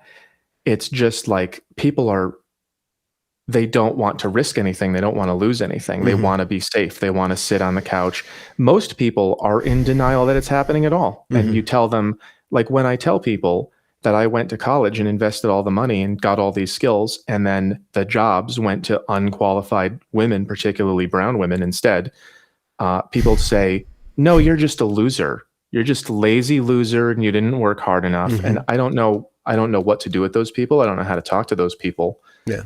And I don't know what to do about the redistribution that's happening. But I think the question was, how do I manage resentment? You have to understand that if you resent something that either, was your fault or maybe wasn't as bad as you thought, like women, like resenting women, like the anger phase in the red pill that we were talking about, you have to understand that women don't know what they're doing. They're just following their instinct. They feel something, they go for the feeling. Once you understand them, you have to go, okay, it's like Jesus on the cross. They know not what they do, right? Forgive them. Just get over it and then adapt to it. Yeah. But this thing is happening on a genocidal level. You can't just forgive it. It's like they're coming for your house. They're coming for your bank account. They want to make sure that nobody like you exists ever again. Why would you want to be over that resentment? Why would you want to get rid of it? It's like you need it to be mad to do something. And I don't know what the thing is. Yeah. Well, I guess you play a productive role in helping people understand a variety of different things. It's interesting. I can just see you making an institute at some point, but maybe you'll need an infusion of somebody's young blood to get your energy back up and stuff. Yeah, like I'll need something. I really don't want to have to give anybody health insurance is the thing. I don't want to have to take what I'm doing and water it down and listen to other people's ideas on it. Jesus, I hate. Yeah. There are people. I like how the camera's just focusing on the woman who wants all the attention. She's like, pay attention to me, pay attention. It's magnetic. Yeah. I might have to get a new camera. But one of the first things that happened to me when I was doing life coaching was people came to me and said, we want to put your name on a life coaching business and have just a bunch of other guys coach for you. And it's like that. No, can't do what I do. There's no second to me who can give the same advice I can. You don't have a Padawan? No. You don't have a little Luke's going to show up with one hand missing and demand that you. I mean, no such thing has shown its face yet. Well, it's not unprecedented that somebody. No, it's not. It's the way that things work. Yeah. But I certainly don't have anything like that right now. I'm a very, very singular, very isolated in my work, and It's real. I've actually been losing sleep over it. I haven't published a video in 6 weeks. I need to be doing like 2 a week, and not what it's like. I'm publishing at 1/12 of the speed I should be. There's a reason for that. There's an ebb and flow to it. There's a lot of reasons for it. Yeah. Yeah. But I mean, There's a lot creative of life reasons. can't be on full time. You're probably developing something that you're not even aware of. Yeah, I am aware of a lot of it. That's kind of the nature of getting That up can be there. stressful in itself, yeah. It is. I feel it all cooking, and I have the shower thoughts all the time, and I go, oh, I'm going to lose that if I don't write it down, and then it interrupts what I'm doing. And so now I have just binders and binders of shower thoughts. I have right here. This is a second binder full of shower thoughts. Wow. What brings you joy? Oh God, really nothing anymore. You don't have a dog or something? Like no, I don't like pets. Again, I mean, you know, I kind of hate talking about this because I always get the same response from people, which is like, oh, you're just a loser. I haven't been feeling a whole lot of good stuff since COVID, ever since that, like, basically breakdown where I was not sleeping and, you know, not eating and not taking care of myself. Because of the way that people around you were acting? Yeah, because they said, you know, call the man a woman and get on your knees for the black people, and I just wouldn't do it, and they were like threatening me, and you know, it was like, obey the ridiculous nonsense that humiliates you, or you can't have anything. And so then I just don't have anything. I gave it all up, but I left. Yeah, and that was very painful. Like I had to give up everything I ever built in my life. So that was a big breakdown that I had, and ever since then, it's been like, I don't know if I've felt anything you could call joy, just relief, Okay. All your successes are reliefs then, because since then you've changed, you've become this thing, you've become Hoemath, right? Yeah. It's all the stuff that I always wanted to teach people. It's just I finally got the time and the money to do it. Yeah, and I don't feel a sense of So yeah, the most important thing to say about that is that most people in my position who get to be famous and get to have followers and get listened to, they would feel something. You would expect to feel good about the appreciation you get from people, and I don't at all. I'm completely disconnected from it. And it's like that line from Rick and Morty where they're booing him, and he says, "Your boos mean nothing. I've seen what makes you cheer." Yeah. So I don't care what they think. It's like, if there are people learning, that's good, but this is an intellectual feeling. It's like, yes, the wheels are on the car. It's not like, oh, I'm so happy that you like me. I just don't care. Yeah. Well, but gratitude then, that's kind of a positive. Gratitude towards people who support me, yeah, and towards God, towards the universe for putting me here, sure, or whichever CIA agent decided that they were going to use me for their Kabbalah project, or whatever reason I'm here. Yeah. Gratitude for that, for those actual things. Like, yeah, I do have a lot of gratitude for another thing I'm resentful of is when people tell me to have gratitude for bad things. So that's been a struggle. But I have. What do you mean, like gratitude for your challenges? Yeah, like when they say you should just, when people say no white guys, for example, which was a big struggle for me, people have told me, you should just think of that as an opportunity to get so good that no one can say no to you. Yeah. And it's like, they could have just said yes, though. I'm already good at it. I don't need to be grateful for that. Yeah. So like that shit, I'm very sick of, but I'm grateful for, like, I've been baking bread. I like that. It's better than the bread that you buy at the store. It's you ever eaten bread and you feel kind of sick? Like, oh, like I had too much to eat. This stuff feels like an energy drink. It's like I don't get that bread or something. Yeah. And it's just all that I do is just buy the flour from the store that doesn't have enrichment in it. Yeah. Yeah. And it's just like, oh, this just feels good. It's different. Yeah. So I like that. I bought a house. It's got a great view. I like that. I like to look at the view. I've got money. I appreciate that. I have gratitude for those things. So it's like everything that's actually functioning, everything that works, everything that brings something that's good, I have gratitude for. But the way that the world changed a few years ago has been, it's like, you took it personally. Yeah, I'm almost living in denial that I exist in this world, almost. Hmm. It feels like I want to be in a parallel world. I don't want to be with the people in this world. Hmm. I don't like it when they like me anymore. Uh, I don't particularly feel any duty or obligation to them.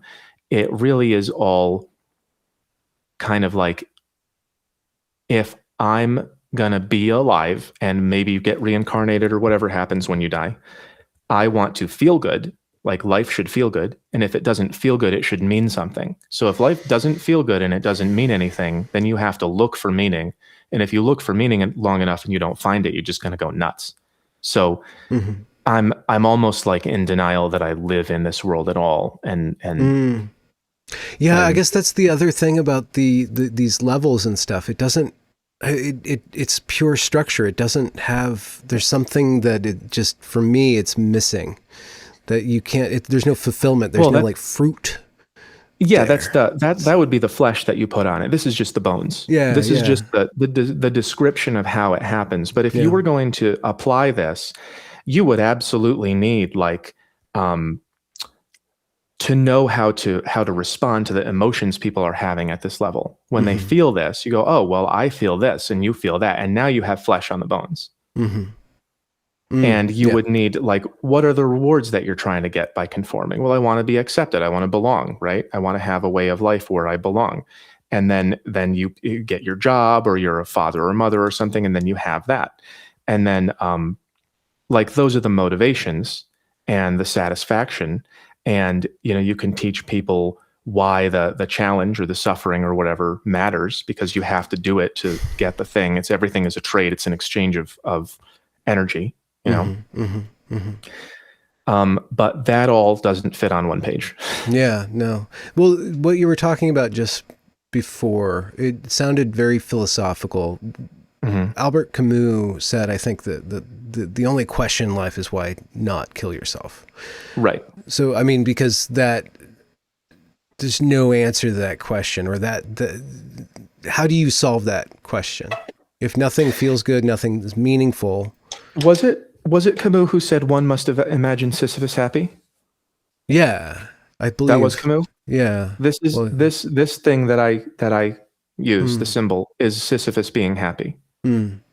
So that is, right now, I'm having a conversation with you. That's what this is. Yeah. Why am I doing that? Well, because you have an audience and they're going to see it, and there's going to be clips that I can post to my channel, and then that will have an effect. People will see them. They'll like me. They'll subscribe to me. I'll get more money. What do I do with the money? Pay off my mortgage. Why do I pay off the mortgage? Enjoy the view, right? Yeah. Like, it goes somewhere. Yeah. You have to be in the going somewhere. Yeah. That's Sisyphus being happy. If you step out of the going somewhere and you just go like, what is the point? Yeah. Then you're going to be detached and miserable. You have to be a dog. Be the dog again. And it's like, okay, I lost the leg. I'm this now. Yeah. I'm this now. I'm this now. I'm this now. That's the only way to get away from that existential question. Yeah, it sounds like you're kind of black-pilled, but you're not at the same time. I wanted to ask, like, do you look forward to the future? And it seems like you do and you don't, or you do and you don't. I used to. Yeah. I used to look forward to the future. So when I was, I say this one a lot. When I was a kid, I thought the future was going to be amazing. And I remember even when I was 8 years old, I said to my third grade teacher, we had those computers that were, I'm sure you remember them. They had the green screen and the big monitor and the giant floppy disk, right? Mm-hmm. That was actually floppy. Do you remember those? Yeah. 5 1/4 or 5 1/2. Yeah. And you'd put them in and they'd go, and they'd read it. And when I saw those computers in the classroom with like number munchers on it, I said to my teacher, one day we're going to all have computers in our pockets that connect like by radio. And that's going to be so cool. And she said, oh, that'll take like 100 years or 1,000 years or something. And then I was very disappointed because I still trusted authority at that point. Yeah, I was like, oh, the teacher knows better than me. But I kind of knew that would happen when I was 8. And I thought that that was going to be amazing, that we would have all kinds of abilities and everything. I was thinking about stuff like Google Maps, which was amazing because there was one time I drove from the East Coast to the West Coast to move. Yeah. And all I did was take my phone and just go, West Coast, please. And it goes just, that's really cool. But the negative parts of technology are overwhelmingly not worth it. I would much rather ask for directions 38 times driving across the country than have every girl in the world looking at a narcissism machine that says you are a 10 and men are terrible and you should, all that death noise that comes out of it into girls' brains, making them so miserable. Like the women that I met in those liberal areas were just intolerable. They just want to get away with everything, and they frame it as morally superior. Do you have a sense of the divine feminine, or what it is about women that you can't help but love? The higher woman. I mean, the divine feminine, the divine masculine, I'm not entirely sure what those mean, but I think that it just means the pure principle as opposed to embodied behavior. Is that right? Sure. So the way that I see, I made this to masculine and feminine, the ick indicator. I think this is the best way to teach it. Do you know the ick indicator? I believe I've seen your ick indicator, but let's get into it. Go. So I think the best way to teach masculine and feminine is by just showing what makes girls hate you. And one of them is if you try to be a man and you don't do a good enough job. And an example of that is coffee date. Like girls will be like, don't take me on a coffee date. Plan the date and take me to a good place. Yeah. Do big man things, not weak little man things, right? Yeah. And then the other way to get an ick is to be too feminine. So down here I have the guy dancing to music at the party too soon, getting too excited about the music, he's too affected by the world. Yes. Right. Yeah. I jumped again. The women. He's too affected by the world, and she doesn't like that. And she's, I don't know that guy, right? She's trying to get away from him. So the way that I teach what masculinity and what femininity is I'll zoom in on it. Influence goes out into world. You are the one who makes the world do stuff, and femininity is influence comes in. The world makes you do stuff. Yeah. So those are that's how I boil it down to the simplest possible principles. So when you say the divine feminine, it's like what we want from women in their embodied behavior is when we do stuff for them that they appreciate it, take care of it, thank us for it, recognize that we did it, instead of this system that we have now where men are, this is masculinity. Men are building roads and houses and, coding apps and everything. And then women get it like it's manna from heaven. And they just not aware that someone has done that for them. And they get it and they have it. And then they say, I want more. And then I don't even like you for doing it. And you don't deserve anything. And that is, why men check out, because it's like, why do anything if they're not even going to recognize that we did it and think that it's just like a freebie and so I think the question was like, what do you love about women just because they're women? Yeah. It's when they do appreciate that, when a man does influence the world in some way, he wants it to be appreciated in a way that validates him. You have to have people like you, or you don't want to be around them. And the parameters that women have for liking men are just insanely strict because of the phones. So how does one like you in your work, you deal with women and men, you deal with they, but there's so many exceptions to the rules. And I'm not asking for a disclaimer because I don't believe in disclaimers, because everybody should know when we talk about principles, we're not talking about individuals, but that way of thinking, it can be titanic. It can be monolithic, like women. How do you avoid the totalizing nature of just that language itself? I don't. I mean, the way that I talk is how you think. Well, no, it's not how I think. It's just how to teach. Because as soon as you start getting into all the details and the what ifs and the edge cases, it becomes Yeah, it becomes like a mathematical equation. So if you just say like A greater than B, that's very easy to understand. But the reality of the situation is that you might have A is here, right? And you have a bell curve, and B is here, and you have a bell curve.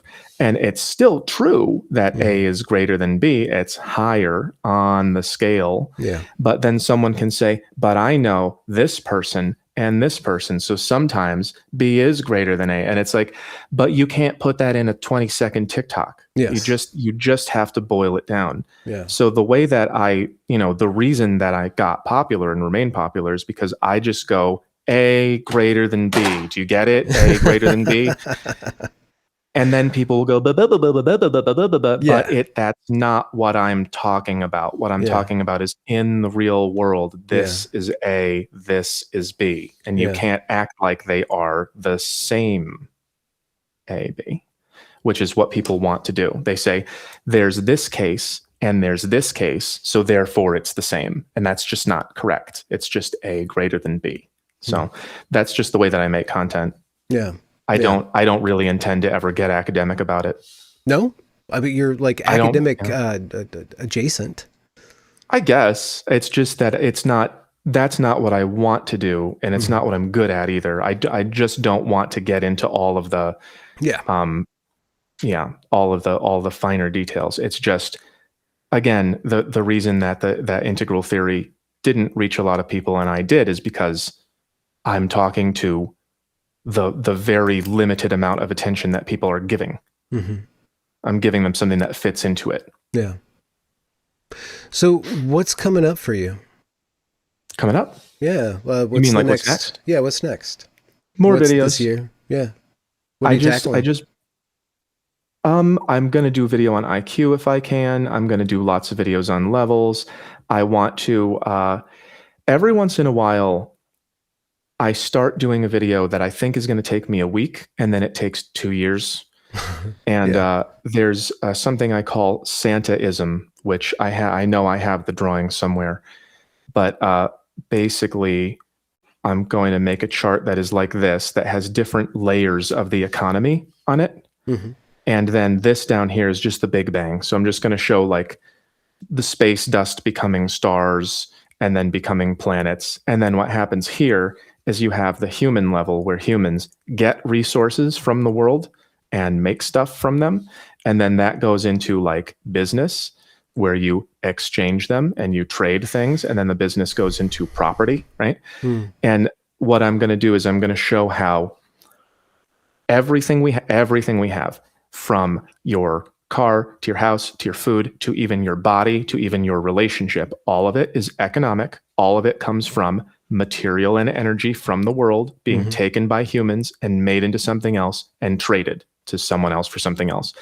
And then I'm going to show how what Santaism is when somebody, usually women, children, and liberal men, they say things like school should be free, healthcare should be free, food should be free, and there is no free. There's no such thing as free. What you're saying is these people should not be supported for making it for you, and then you should be supported in becoming numerous and useless, and do nothing and get free food and multiply and grow until you can't be supported by these people anymore, and then everyone dies. So that's like Santa brings everything. So it's the like Santa death of the universe, the human exactly. Yep. So if people are not connected to this concept that things have a cost, I'm going to call it cost blindness for a better, like a more adult way to refer to it. But if people who are cost blind are allowed to make political decisions, your society's gonna die. Or rapidly get gelded and then overtaken by somebody else, which is the same thing. It's just gonna be outcompeted. Yeah. Is there a religion that speaks to you, or Western culture that speaks to you? The framing is, are you like a Eurocentric supremacist or stuff? But like, is there something beyond you traditionally that you feel resonates and informs you? Not really. I just observe things. You're very American, modern, self-made Yeah, man. That's your point of view. kind of, Yeah. yeah. Like Protestant. I don't really believe the same things as most Christians because it's like, if you're good, you go to heaven. That's the basic thing about Christianity. Mm. And they're very unexamined about that, most of them. Like, I had a conversation with my mother once where she said that she believes in God because it's the right thing to do, and God is good. And I said, but if you and everyone that you love is going to go to hell if you believe in God, would you still do it? And she just tried to argue with me, but eventually she said no. And I'm like, so then what you want is to go to heaven. Mm-hmm. That's the exchange. You believe in God, you do the good thing, you get to go to heaven. There's a trade there, right? Yeah. And people are not aware of those trades. So yeah. And that doesn't speak to you like a trade like that. Not really. It's like, if it's true, then I would, of course, change my behavior around it. But I don't know of any. I don't know how that's how it works. A lot of people have believed in reincarnation. Maybe that's true. You have those stories about the little kids that are born and they talk about dying on an airplane in the South Pacific when they're 3, and then they find out that they're talking about a real person, and it's like, is this a reincarnated soul in my kid or something? Yeah. I don't know how things work beyond one life. If I knew, then I would respond to it rationally. But if there's no rational way to respond to it, I'm not just going to go, oh, the Grinch is going to bring us like a cheese plate if we stand on one foot. I'm not just going to make something up and believe in it. But is there any transcendent tradition outside of you that resonates inside of you? Has there been a connection between that which is outside and inside on a spiritual level? Not one tradition, really. A lot of people just choose Buddhism. Yeah, it sounds easy. Yeah, Western people choose Buddhism because they just go be at one with everything. There's not a particular tradition, no. There's not a particular, like a name for a tradition or anything. What I do for the transcendence needs is I just sort of look at everything that is in my awareness. And I look at, sometimes I feel really bad things, and sometimes there is peace and quiet, and I get to enjoy peace and quiet. And sometimes there is a very clear reason to do something. Like when I'm hungry and I want to eat, it's very hard to argue with that. You don't have to get lost in the, like Albert Camus, what is the point of life? It's just like to eat now is the point. I know what to do. I just look at everything that's in my awareness and I just try to respond to it consciously. Keep your mind clean, keep your decisions clean, go in the direction you want to go. And anything beyond that, anything like any kind of philosophy that prescribes a behavior that I don't know the point of, I don't follow. And I'm not really sure how to answer it more than that. It's just like a very direct observation of what life is like and what I see with my senses and what I feel physically, physiologically, and emotionally. It's just that's what you have. You have what's in your consciousness, and you have ways of working with it. You can change the ways of working with it. And the point is always to get back to, Sisyphus happy. Like I'm rolling that rock up that hill and I'm not thinking about it falling back down. I'm thinking about the next push, getting it to the next thing, because that's the point. That's the point. That's really all that it is for me. I don't want to call you Hoemath. I feel like I've broken a barrier and I want to call you a human name, but people say that a lot. I should come up with something, or I should at least, I don't know, pick some people to tell my real name. I'm not really sure what to do about that yet. Yeah. Well, I'm very grateful to have the chance to talk to you, and I got a lot out of it, and I hope other people do. I hope that it was worth your time to talk to me. I have this feeling of gratitude and pride for you for being able to do what you do, and it's just fun stuff. You do a lot of fun stuff. Absolutely. So thank you very much for our time together. Yeah. That's great. Thank you too. I'll end the recording now. All right.